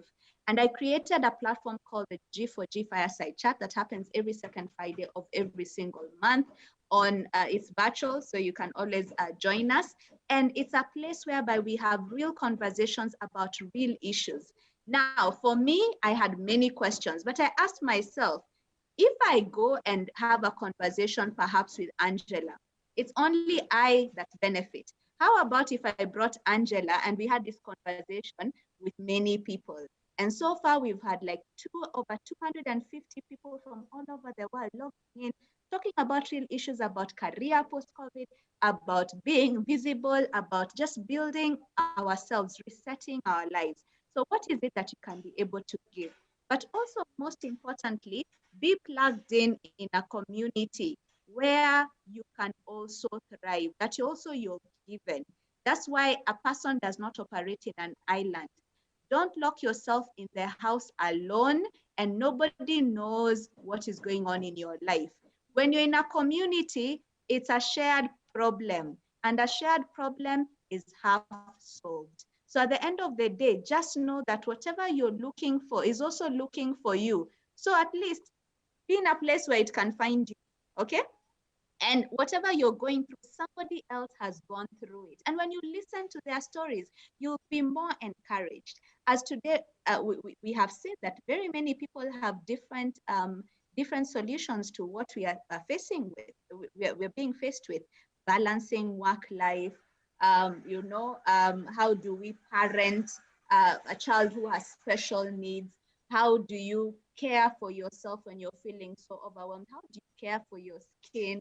Many people don't even like to switch on their video because they have this lockdown look, and perhaps people have not gone to the salon for a very long time. And there are solutions out there, right? So don't die in your own movie. Find help. Yeah, plug in a community. Lastly, emotional. Now, this is about happiness, and happiness is different for different people. And one of the things is whatever you find joy in may not be the same thing that I find joy in. And again, I've become so realistic, and I've become so honest with myself about the things that actually make me happy. Okay, so before I used to have this superwoman syndrome, and so yeah, you want to save the world, you want to, and the question was, are you really happy? So on a scale of 1 to 10, what is your happiness index? Are you really happy? Am I really happy?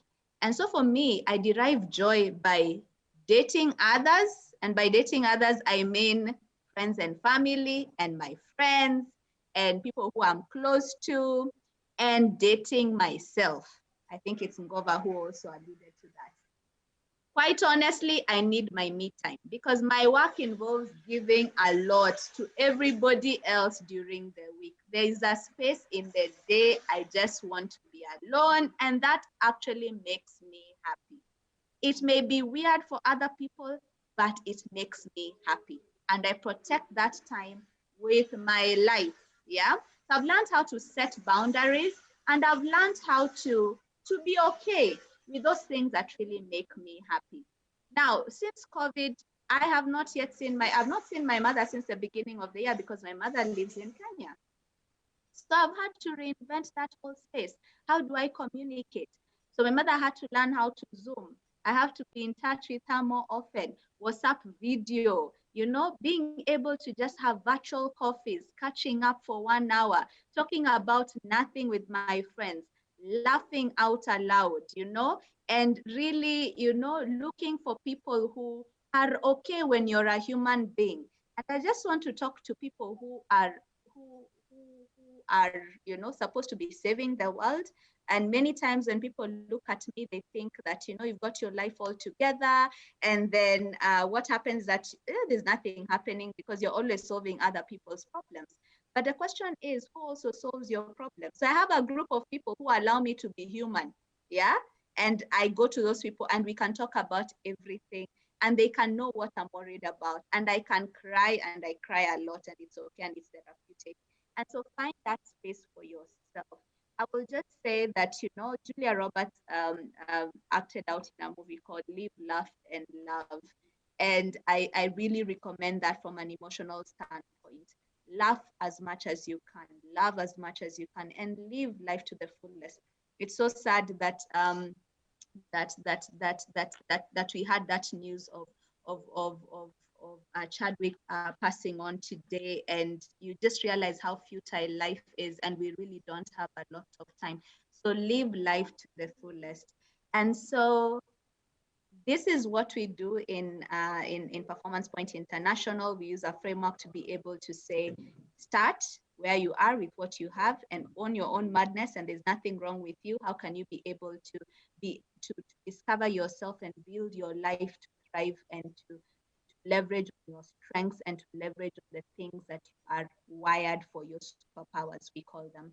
I would say, make yourself a priority. It's okay to make yourself a priority. It's okay to make yourself number one. It's okay to say, you know what, I am important in this piece of the equation, that I don't always come last, that I can come first. So make yourself a priority by living a life of design, not by default. Do not settle for surviving. Yeah, settle to thrive because you matter. And it's time to reset your life by spicing up your life. And I've told you exactly how. And it's okay if you've not made mistakes in the past. Now, one of my favorite preachers is Funke Adejumo. I think you know her. And she says, we are human beings, not human beings. And by the first being is human beings, B-E-I-N-G, not human beings, which is B-E-E-N. Therefore, you're becoming, as Michelle Obama said, it's okay to evolve, and it's okay to change, and it's okay to have different transitions in your life and different seasons of your life. I wish you all the best, and thank you for having me. May God bless you.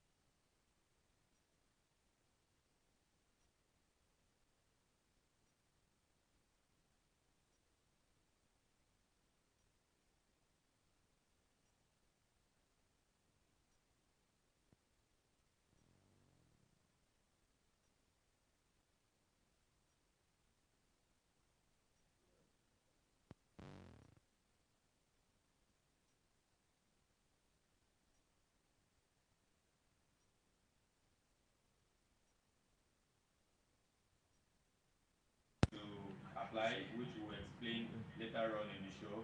So that's it. So as it is right now, we'll take a commercial break and we'll move over to the next one, eat and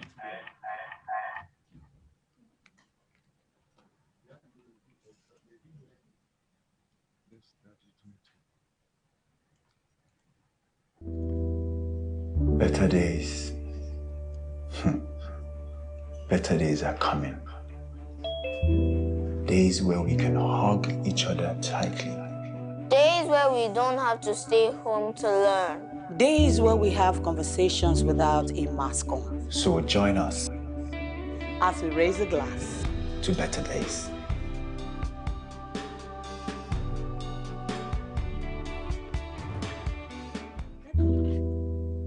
Better days.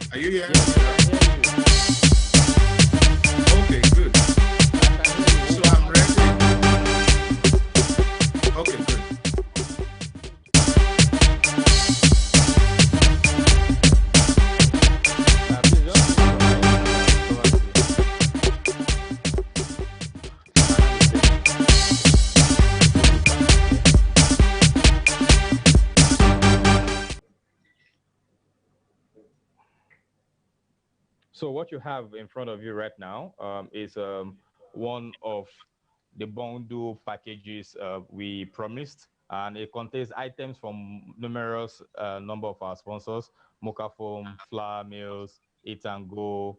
Eat and Go, they're in charge of Cold Stone and Domino's Pizza, Malta Guinness, Bold Smooth, Biloxi Biscuits, Dano Milk, Maggie, FCMB, She Ventures, Dallas Cosmetics, and so on. So please, and remember to also tag us on all our social media accounts: Twitter, Instagram, Facebook, at PrideMagNG, PrideMagNG, and use the hashtag Pride Women Conference. We are currently trending at number 6 on Twitter right now. So we'd like to just put that out there. So I'm sure so far you've been listening to us and been enjoying the numerous speakers speak. We are drawing to a close. Please remember to keep your questions coming in. We are compiling them as at this point. Then we'll also send them to the speakers to read them out so they give us short responses towards them all. Okay, now to our final, sixth and final speaker for today. I would like us to be ready to assimilate whatever is ready to give us. And he will be speaking on ditch your ditches, facing up to life's challenges and not play at being a victim. I take that again: ditch your ditches, facing up to life's challenges and not play at being a victim. And this will be taken by the world-renowned Dr. Sonny Olukunle Phillips. Dr. Sonny Olukunle Phillips is the founder and CEO of Head Metrics International Limited, an organization devoted to strategic leadership, management, marketing, and facilitation. He is passionate about building the leadership capacity of individuals and organizations. Ladies and gentlemen, I present to you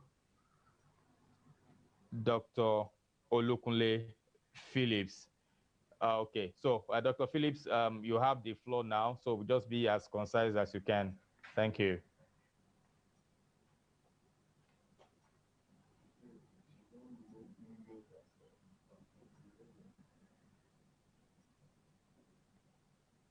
Okay, just waiting for some technical for Doctor to. Okay, Doctor, please, we're ready for you. You can unmute right now. Your listeners and viewers all over the world are waiting.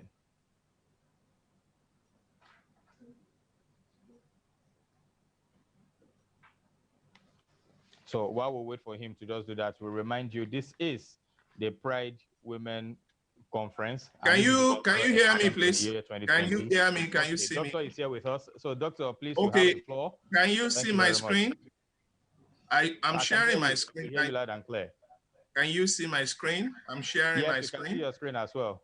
Okay, good.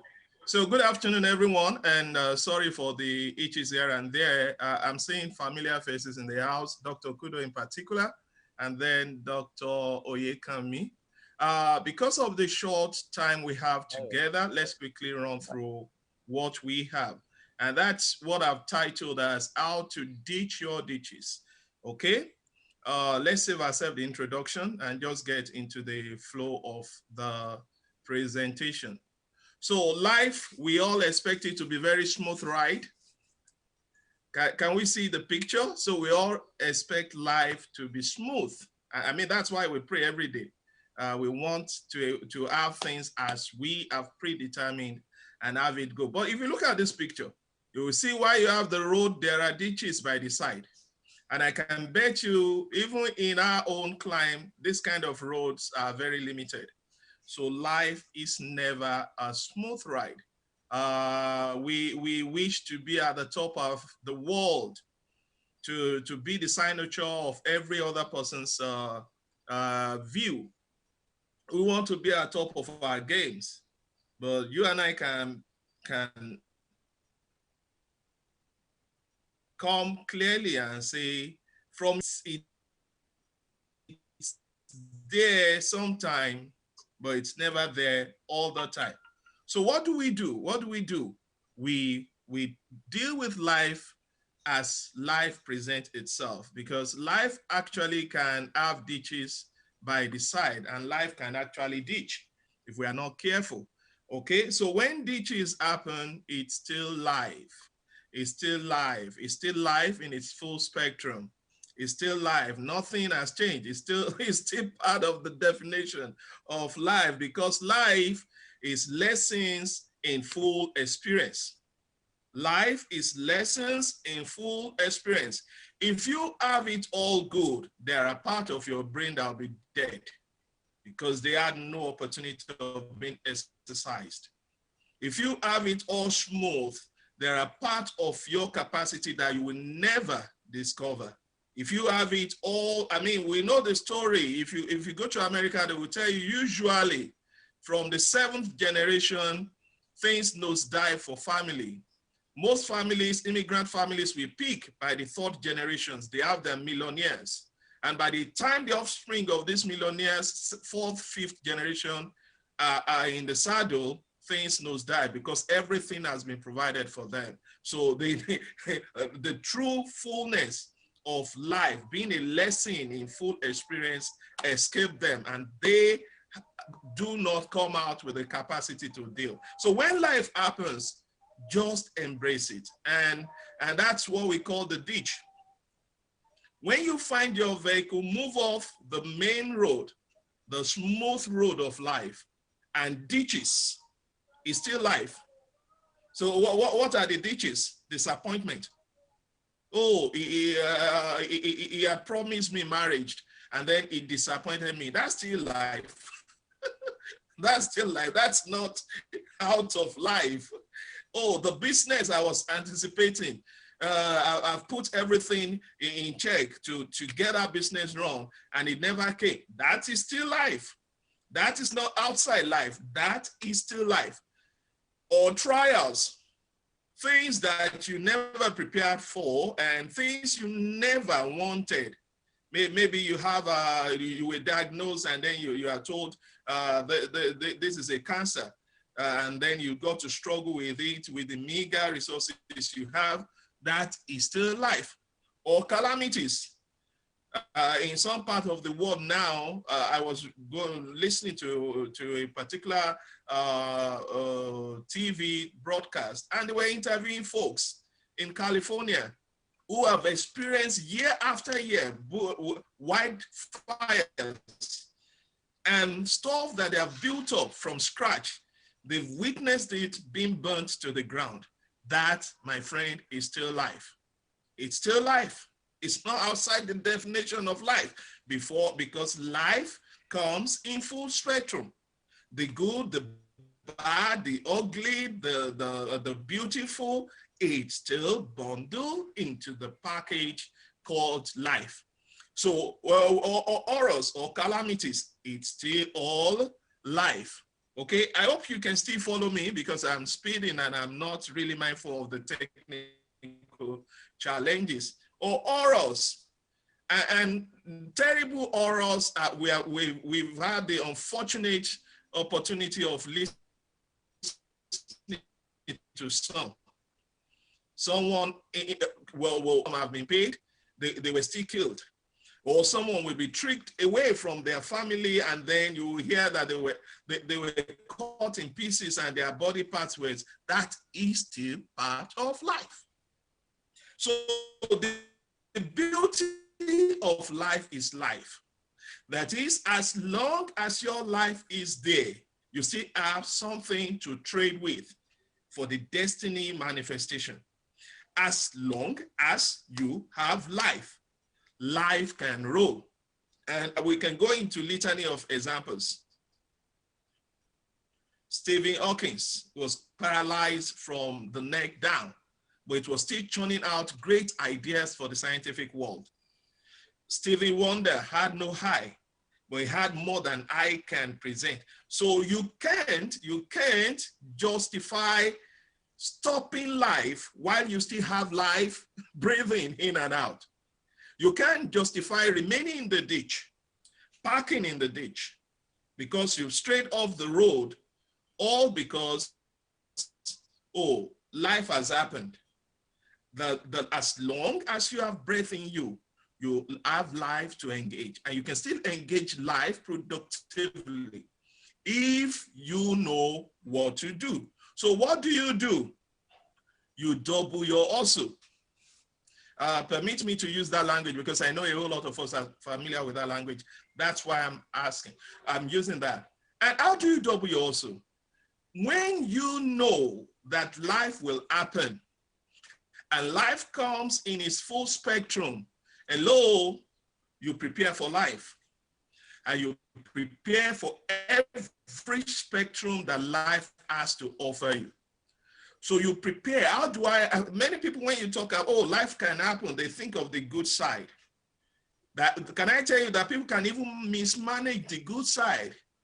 An unexpected profit has come into your business.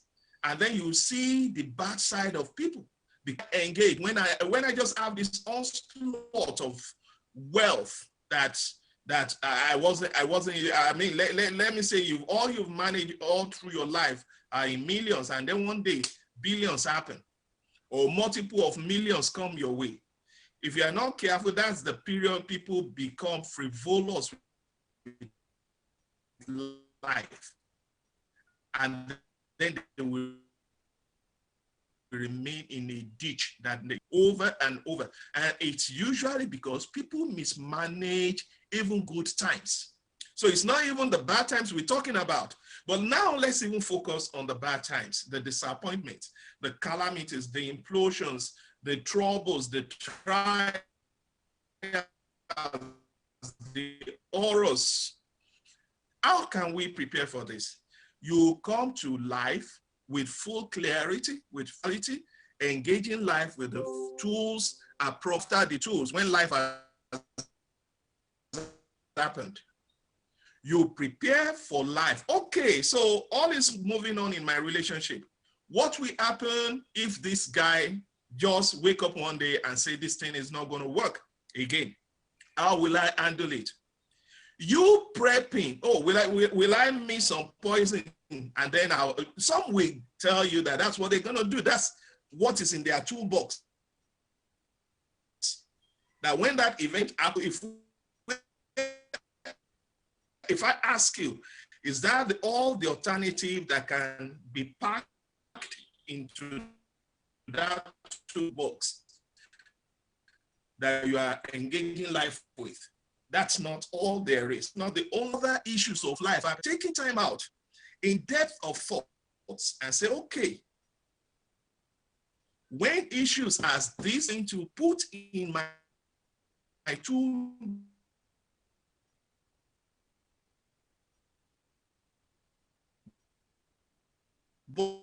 box that we make use.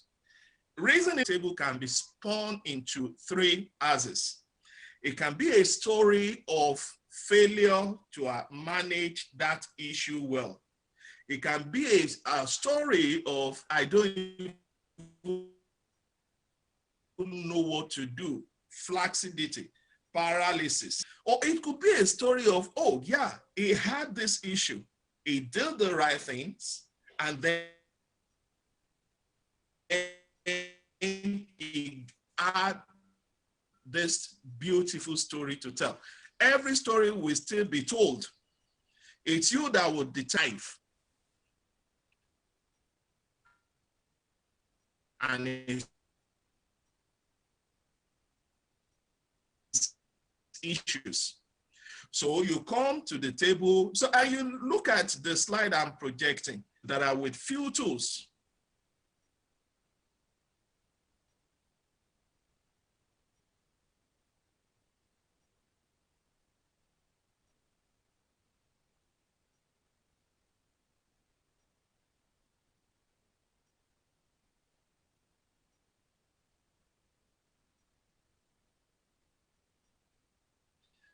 There are two boxes that are with.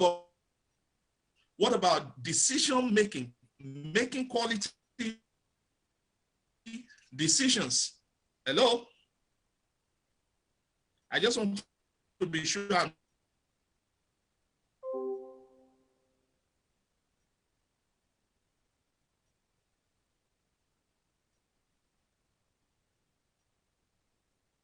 of difficulty from doctor's end. Okay, if you could join us before we wrap up for today, we'll kindly take him back on. But in essence, very soon we'll take a quick break. We'll take a quick break. Then let's take an advert, please. So hopefully doctor can join us immediately. We'll come back. If not, we'll go into questions segments as well. Thank you.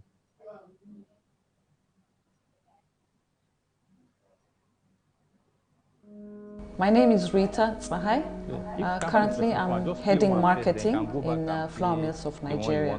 So within marketing, I head the brand building activity. I also am responsible for the research and development, which is the entire innovation segment. Every day is different. There are days you are with consumers, you ask them questions, you try to be a detective and understand why they do what they do, or we'd have meetings on our core brands currently. I spend quite a time with the R&D team. You start developing product and you find that product, the branding, the packaging that you know consumers will love, and it's a solution to their problem. I suspected that. So when I go to a supermarket, it's a rewarding. It's, I think, what we live for as marketers. Please, can you seeing hear me? consumers not only picking it up, but liking it and giving you the feedback saying this is good. Sure. As a professional, quality is beyond a product. Yeah, Dr. Phillips, please. Can you hear me? If you can hear me, can you hear me? I can hear you now. We can hear you now, Doctor. Okay, so I will not be able to share screen because I'm actually using. Okay, good. Thank you. So because I'm back on my phone now. I don't know why my laptop tripped off. Okay, so I'm on my phone. So I was just on my last slide that the size of your toolkits matters. The appropriateness of the tools in your toolkits matters. So let's talk about some of these tools. Determination, to say categorically that this challenge of life is not unique to me. I'm going to come out. That is so critical. That is foundation. The right decision when you are in your ditch are also important. Ultimately, your life will be composite of the quality of your decisions. If you've been taking very low grade decisions, your life cannot come out high grade. And the insight in your time of ditch is also important. And let me say this, I'm a Christian, but I know as a human being, we're all spiritual beings and we're really not alone. So what insight are you getting regarding and in relation to the challenge on the table? There is always light. It's the distractions that occludes the light and the instructions we are getting.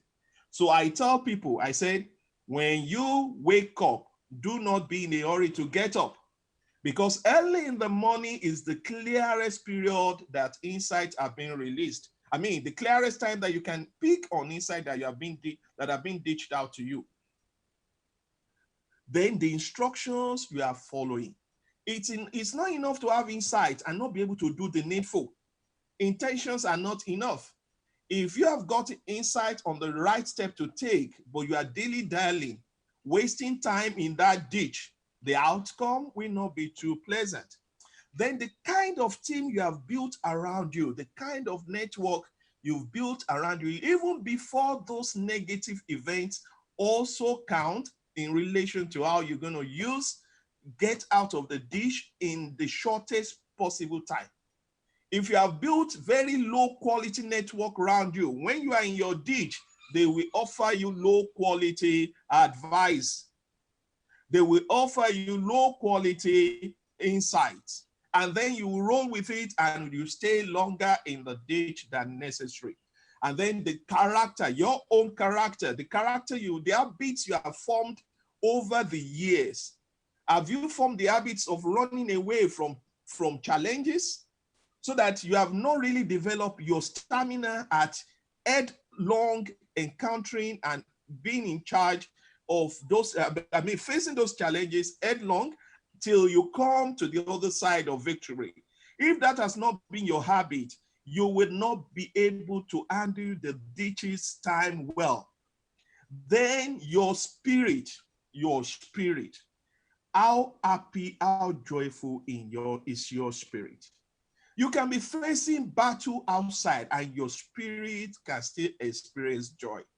What I tell people is this: if you allow confusion in your time of crisis, positive decisions will delay in manifesting, because all the confusions you are allowing will clog the pipe or that will channel ideas to you.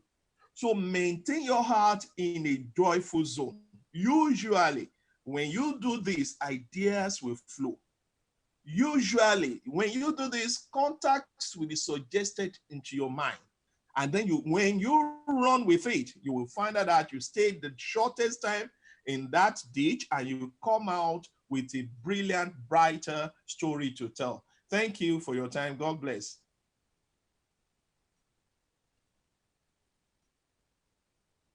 Hello? I'm through. Doctor. Yes. Yeah, Doctor, thank you very much. We thank you very much for the time you spent with us to share knowledge with us as well. Sorry about the little difficulty we experienced. So apologies for that. Okay, thank you. Okay. Yeah, so okay, just stay on. We'll get into the question and answer segment. So due to time, we'll just be taking a few questions. Thank you for all the speakers that have spoken before now, still waiting on us. We'll make sure you get a question across to everybody so that we could easily satisfy you and your waiting. Thank you so far as well. So at this, we would like to quickly take one more break before we come back to the question and answer segment. A video ad from Dano Milk. Cow, Dano Full Cream, Dano Slim, your strength every day with the goodness of Dano Milk. Available in Dano Cool Cow, Dano Full Cream, Dano Slim, and Dano Flavored Milk. Build your strength every day with the goodness of Dano Milk. Available in Dano Cool Cow, Dano Full Cream, Dano Slim, and Dano Flavored Milk. Build your strength every day with the goodness of Dano Milk. Available in Dano Cool Cow, Dano Full Cream, Dano Slim, and Dano Flavored Milk. Build your strength every day with the goodness of Dano Milk. Available in Dano Cool Cow, Dano Full Cream, Dano Slim, and Dano Flavored Milk. Build your strength every day with the goodness of Dano Milk. Available in Dano Cool Cow, Dano Full Cream, Dano Slim, and Dano Flavored Milk. Build your... Better days. Better days are coming. Days where we can hug each other tightly. Days where we don't have to stay home to learn. Days where we have conversations without a mask on. So join us as we raise a glass to better days.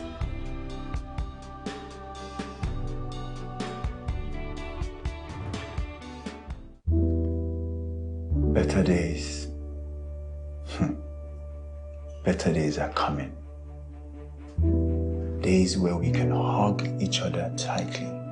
Days where we don't have to stay home to learn. Days where we have conversations without a mask on. So join us as we raise a glass to better days.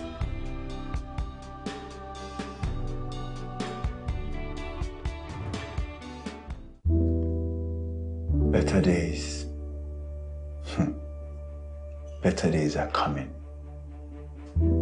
Days where we can hug each other tightly.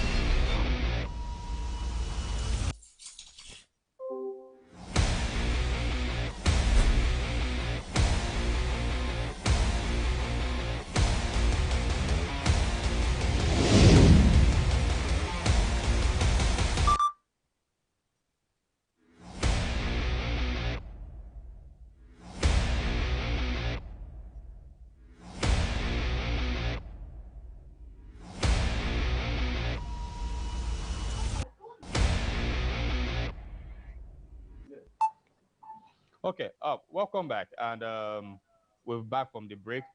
Now, remember earlier on at the beginning, we mentioned the goodie bag and actually displayed to you part of the package we have for you for your goodie bag. And it's actually open to the first 1,000 participants living within Lagos State. And like I also give you an expo, even if you don't live in Lagos State and you want to benefit from this package, you could actually, on your screen right now, send your email and phone number to the number you have on your screen right now, or send an email to the email you have on your screen, which is events@prideconference.org, events@prideconference.org, or you sending your name and phone number to 0801 3831 83119. I take that again, 081 831 83119. Yes, please remember it is 1:30, already past 1:30. The virtual booth is now open. The virtual booth, remember the virtual booth, please. You have, it's available. It's open to you to speak to representative from Flower Miss Nigeria to tell them about their fantastic products. And link will be on our YouTube page, chat box, and other social media bundles as well. Then remember, lastly, the brochure can also easily be downloaded from our website. That is www.pridemaganeng.com, www.pridemaganeng.com. We're going to take a few questions before we wrap up the conference for this year.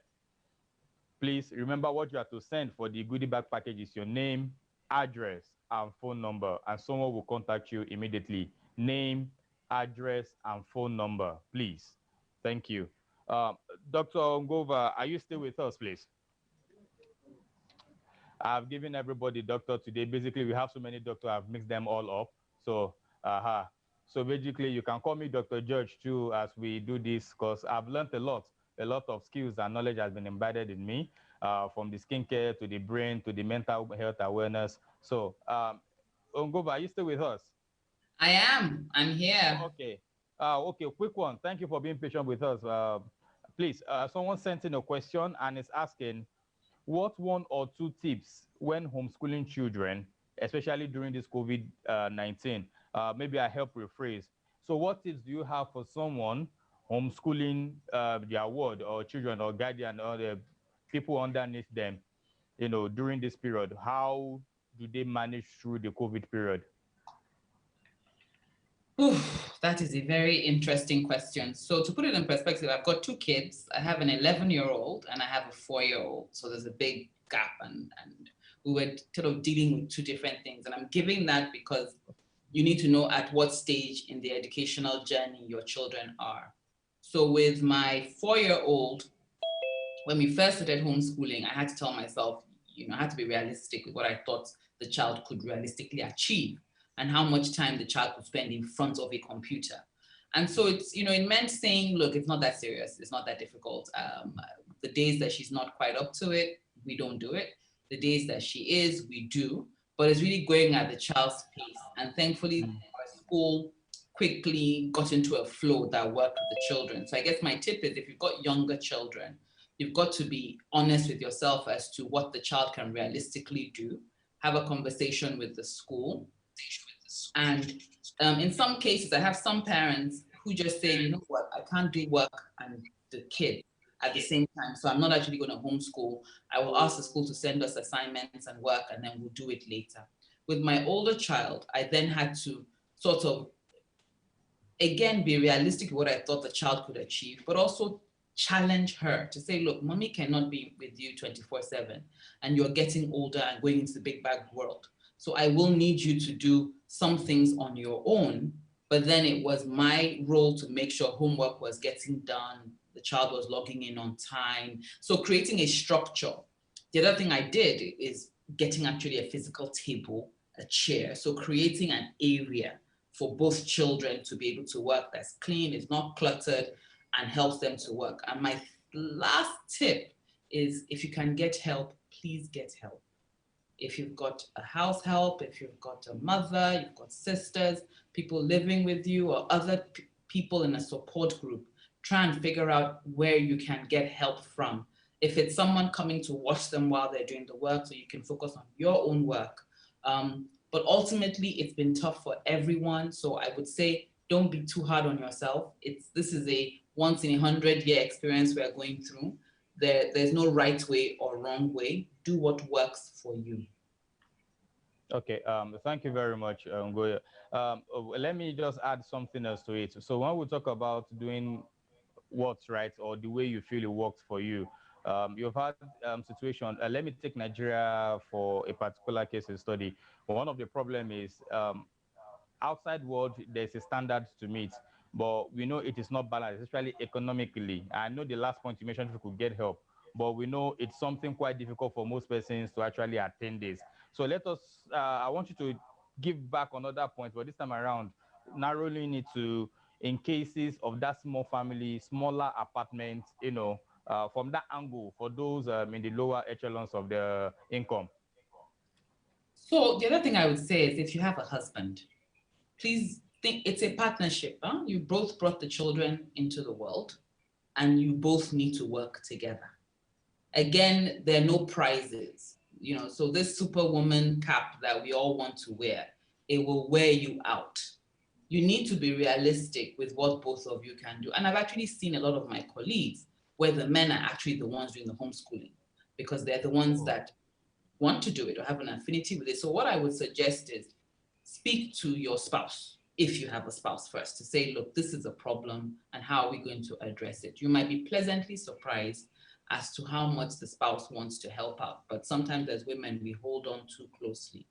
The other thing is, it's just been difficult anyway with homeschooling. So some schools are not prepared for homeschooling. Some schools are just not able to do it, or you don't have data, or you just cannot do it. In which case, I would say to you, those books, when I was growing up anyway, when we went to school, you would always have your home textbook that you did lesson with or you did work with.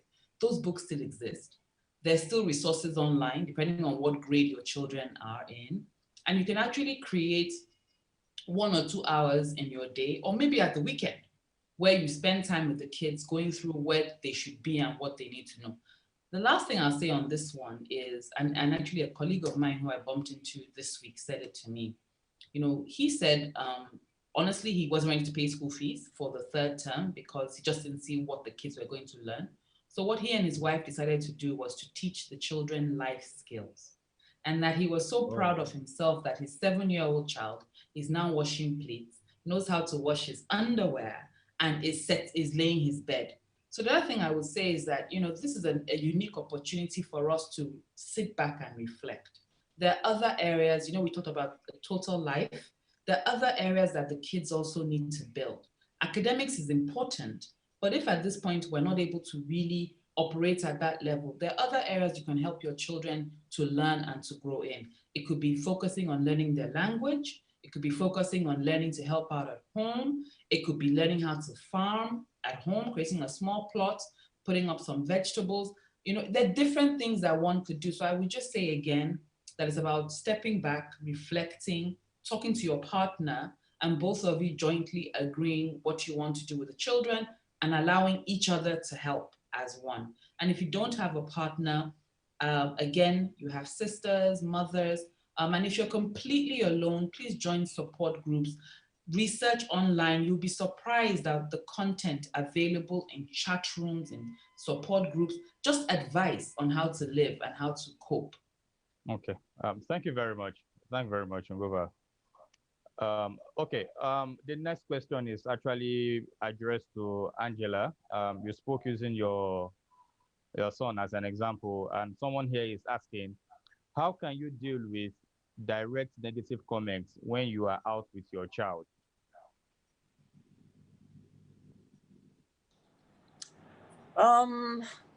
Yes, for me, the way I would handle it is I will look at the person and see whether they're open to an explanation. And otherwise, I look at them and maybe just smile, like, okay, well, you don't know any better. Smile at your child. And, it might hurt at the time, but you just have to let it go over your head because, that's just how people are. But I would say that, you don't allow it to upset you and just show them that yeah, okay, you don't have to exchange words with them, but just say, well, whatever you want to say or whatever you want to think, and you move on. That's the way I would handle it. But if they're open to if they're standing there and you can explain to them, well, it's not his fault, he has autism, or it's not well, this world is for all of us, I'm sorry, we're doing that. No, I'm sorry, I don't want to apologizing. This world is for everybody, that's it. Yeah. For everybody, they have to realize that it doesn't matter, as long as you're not attacking anybody, they're in their space, you're in your space. You just have to own your space and own the environment and tell them, well, hey, sorry, that's your problem, not mine. Okay, thank you very much. You seem to have developed a very thick skin. So for me, that I'm new to this and I'm like, quite emotional. Let me put it this way: I'm very or highly emotional. I give that as an example, and I don't really know. Let's even remove the child from the scenario. It's just me now. Quite emotional person. Little things get to me, and they get at me as well. So, what's the best immediate impact I can make or decisions I can make to quickly calm down and de-escalate any situation I might find myself? Let me see. That's apart from calling, maybe a support, a friend in the support group. I would just say that you should, tell yourself, look, you need to get a grip, and things are not as bad. Think about the worst case scenario. Think about other people who are worse off than you are. Like, once in a while, my son does things, and I tell his brother, there are children, with autism who cut all the cables in the house. Just go around cutting. So you have to hide your cables. How much can you do that? But you're so, so you realize that your problem is not as bad as others, but you just have to find a way. Just tell yourself, you just have to cope. You just have to cope, Oh, yeah. Yeah. Okay. Thank you, Angela. Thank you, Angela. Dr. Stella, I come to you this time around. So one of our participants actually wrote, I have trouble saying no. And I give so much of myself without time for myself. How can I learn to say no? Wow, thank you so much, because we're in the same situation. I'm still learning to say no, but I think I'm getting better at it. For me, it's really looking at the outcome. When every single time you say yes to something, you say no to something else. And so you can't be everything to everybody. The day I understood that, I slept very well at night. And I stopped feeling guilty. I'll give you an example. I do a lot of mentorship. Last year, I did so many cohorts. I barely had time for myself. 2020, I decided what I'm going to do is to grow leaders who can be able to do what I'm doing. So it's not necessarily even saying no. The question would be, what do I need to do so that because it's important to me to do this mentorship, but then I can't be everything to everybody and I can't be everywhere. So at the end of the day, there are people who are still willing to actually do it. How about you develop them so that they can be able to do it? That is on the mentorship side. At work, I used to say yes to all kinds of work. And as a startup, you realize when you get work, you are saying yes to everything and anything. Anyone wants you to do something, you're doing it at a very small fee. But then I realized at the end of the day, every single time I say yes to that piece of work, I'm saying no to good assignments. So being very clear about what my purpose is, being very clear about my to-do list, but also having a not to-do list is very important to know when this time comes, I'm not going to say yes to this thing. When it comes to my Sundays, I'm very particular about my Sundays, that I said that, you know what, now I need to rest. So I don't say yes to anything on Sunday unless it's a matter of life and death. So for me, it's really being honest with yourself about the things that really matter to you, and knowing that it's not the end of the world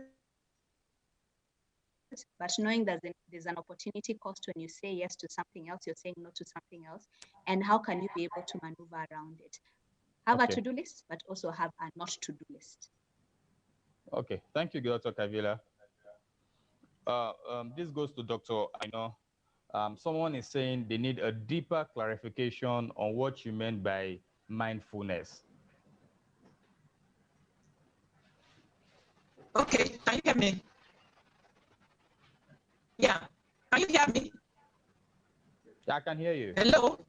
I can hear you. We can hear you. So, okay, mindfulness is one way that helps us to put our bodies in the relaxation mode. Because when you are mindful, mindfulness is just means being in the present. Whatever you're doing, you are paying full attention to that thing.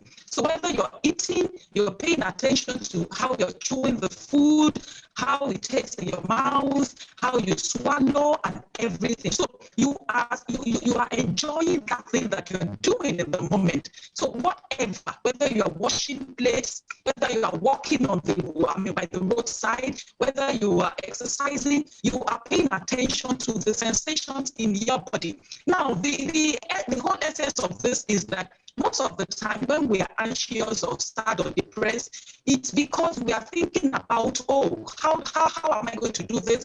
We are thinking about the past and we are worried about the future. So in mindfulness, you are only thinking about the present at that time. So your body goes into a relaxation mode, and it would counter the stress reaction that is in your body, because you can't always be in that survival mode. You need to calm down your system. Thank you. Hello? Yes, I can hear you. Thank you very much, Dr. Aino. Yeah, I was mindful of your comment as well. Okay, Dr. Grace, I've been told we've been having a barrage of questions for you, but we've tried to streamline them into one due to time. So please, if you bear with us. Now, this is simple. Someone is asking you, Dr. Grace, how can skincare be better maintained with aging? Yes, Nigerians are very fashionable people and they want to look good. We all know that, both the male and the female. That's why even amongst the men, you see them bleaching. And we've already clarified that bleaching is not good skincare. To maintain aging is something that, as much as possible, you must start when you are still young. Protection against the sun, the UV radiation. They're very close to the equator. So photoaging is a big factor.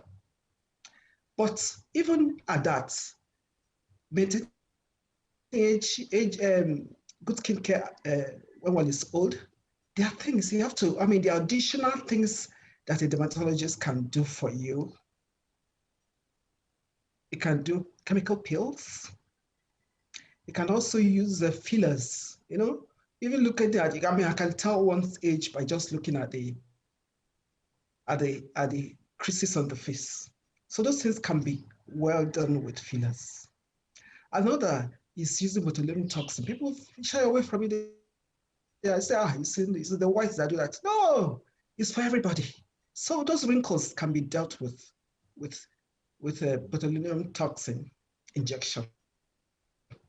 But it's professionally done. It's not an all-comer effect, it's an injectable.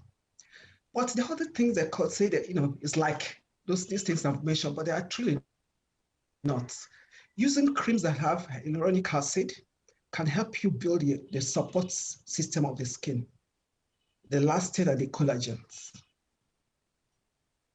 They can be incorporated in your night creams. Also, the retinoids will help you regenerate your cells better. They're also in different grades. There are some that are prescription items, while some can be over the counter. Like retinol in different percentages. So there's some that can be gotten over the counter, but the the high concentration only must be prescribed. So these are the things, and they've been used over the years, and we've had to be used. But another one is sun protection. We know that, especially these days of COVID, they say you should expose yourself what is to the sunlight and all that. What is for a short time, but in all that very short time, not more than 20 minutes actually, for you to still have your correct vitamin D in your body. So other times you should shade, white brave heart, and use your sunscreen. And this sunscreen, it's not a one-off, you have to use it over and over, like every 3 to 4 hours you replace. And there are different types in the market. What I want to say here, there are things locally made, such as the soy extract. They'll be found Let to me have know when some. she's wrapping up, so I have to wrap up. Talking about the skin is an endless thing. It's such a wide topic, but I think I stop here. Okay, my mic. Yeah, okay. Oh, sorry. Thank you, doctor.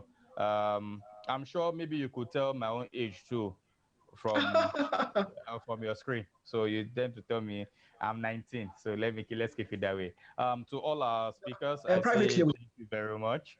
I will say thank you very much. Okay. Quickly, we'll take a short ad break. Then when we're back, we shall be closing the conference officially.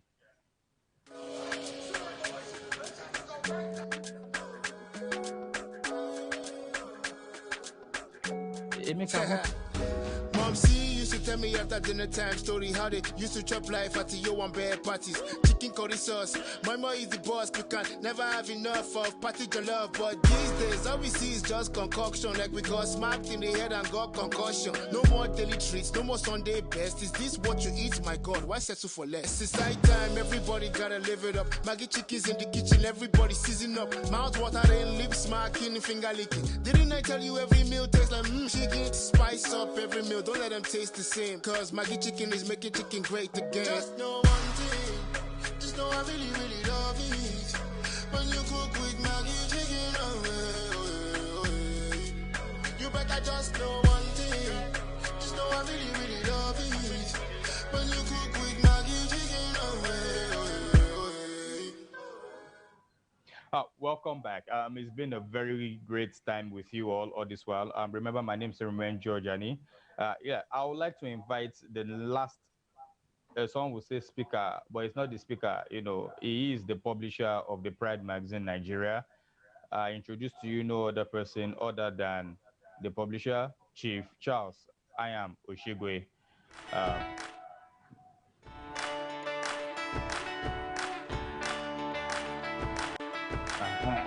Come on.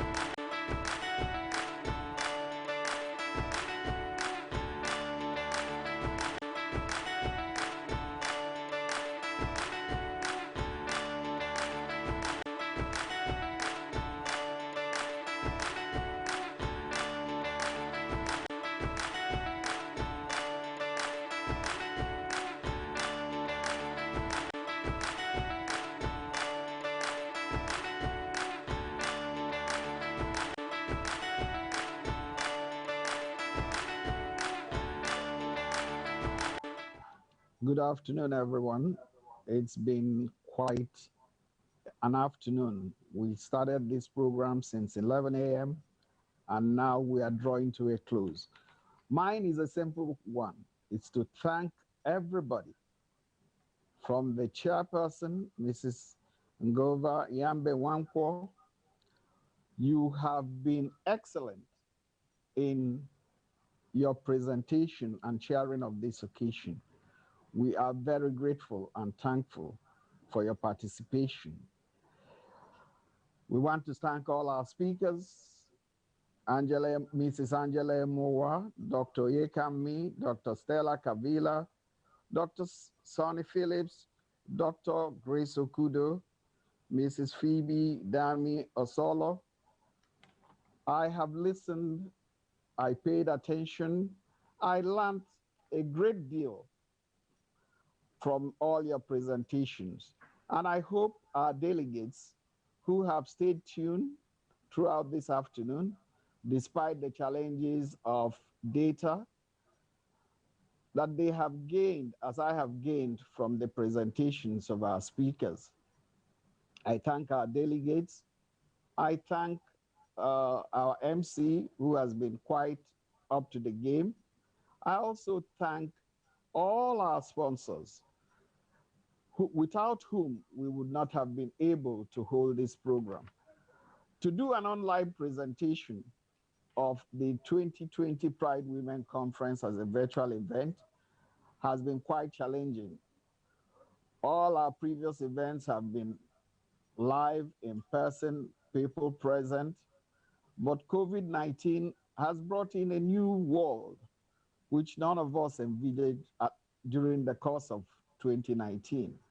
But be that as it may, we know that we will overcome this challenge because the human essence is very, very resilient.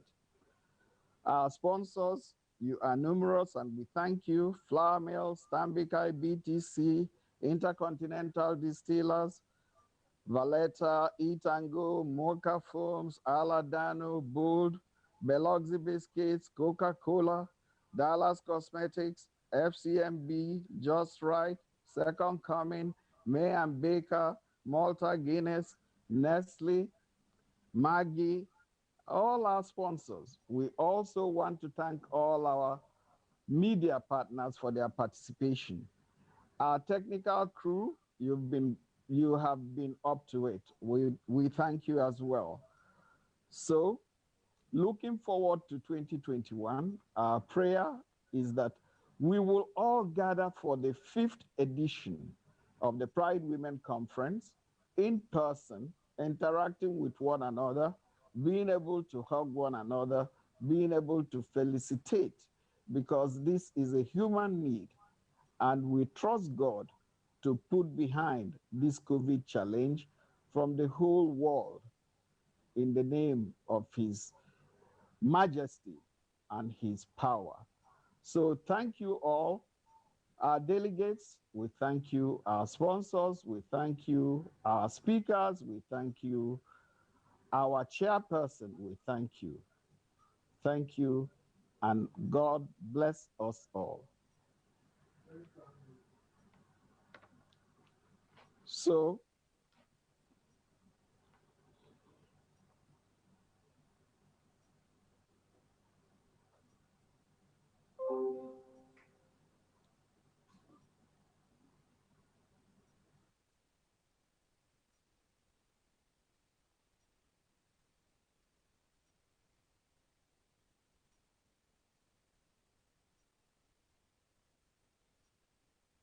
Strength every day with the goodness of Dano milk. Available in Dano Cool Cow, Dano Full Cream, Dano Slim, and Dano Flavored Milk. Build your strength every day with the goodness of Dano milk. Available in Dano Cool Cow, Dano Full Cream, Dano Slim, and Dano Flavored Milk. Build your strength.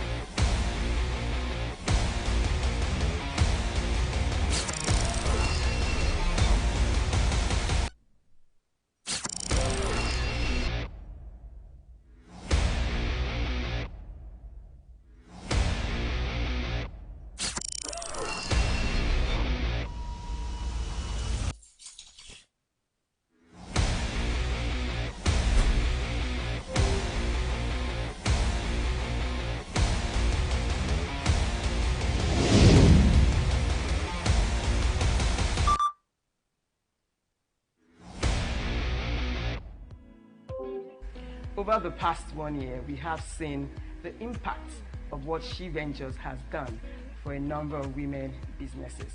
We have trained over 2,000 women.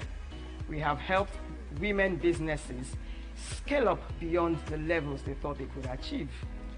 And for me, I'm quite passionate about that because what it has also done is to ensure that less businesses fail. It has helped me to narrow and know where I'm going to.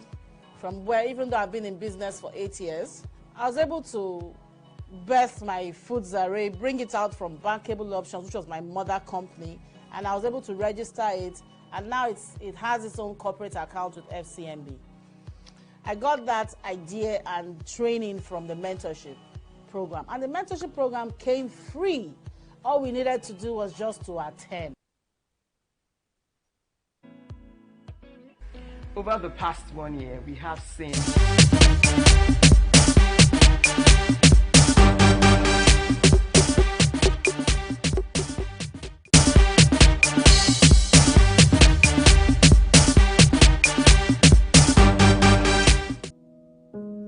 My name is Rita Tsahai. Currently, I'm heading marketing in flour mills of Nigeria.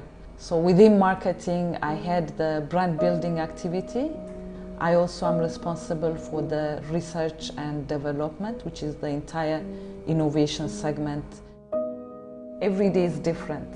There are days you are with consumers, you ask them questions, you try to be a detective and understand why they do what they do, or we'd have meetings on our core brands currently. I spend quite a time with the R&D team. You start developing product and you find that product, the branding, the packaging that you know consumers will love, and it's a solution to their problem. So when I go to a supermarket, it's a rewarding, it's I think what we live for as marketers, as seeing consumers not only picking it up but liking it and giving you the feedback saying this is good. As a professional, quality is beyond a product quality, is in everything we do. But it's also the way we work, it's the way we behave, it's the way we write a brief or a proposal. It's built in there on how precise and clear we are on what we want to do. So the feeding of the nation purpose is actually very broad. We look at it as a multi-layer concept. It goes beyond consumption of food and filling your belly. It's all rounded, yeah? It's about profit making. It's about making a living for yourself. Every time you buy our product and you sell it for the little margin to feed your family or to educate your children, all that goes into feeding the nation. In view of the 60 years anniversary, if I have to give a key message for our consumers in FML, first of all, I would say thank you. Thank you for being with us. Thank you for choosing us. It's because of them we're here. Goes out to say a big hip hip hooray, thank you.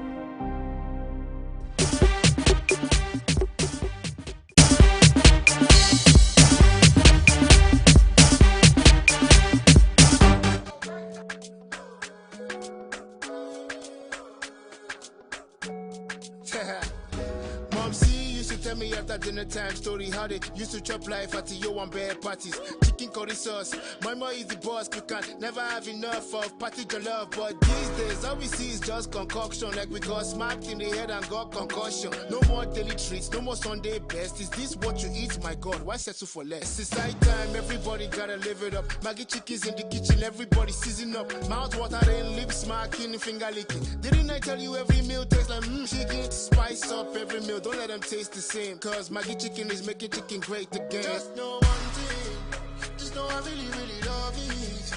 When you cook with Maggie chicken, you better just know one thing, just know I really, really love it. When you cook with Maggie chicken, Better days. Better days are coming. Days where we can hug each other tightly. Days where we don't have to stay home to learn. Days where we have conversations without a mask on. So join us as we raise a glass to better days.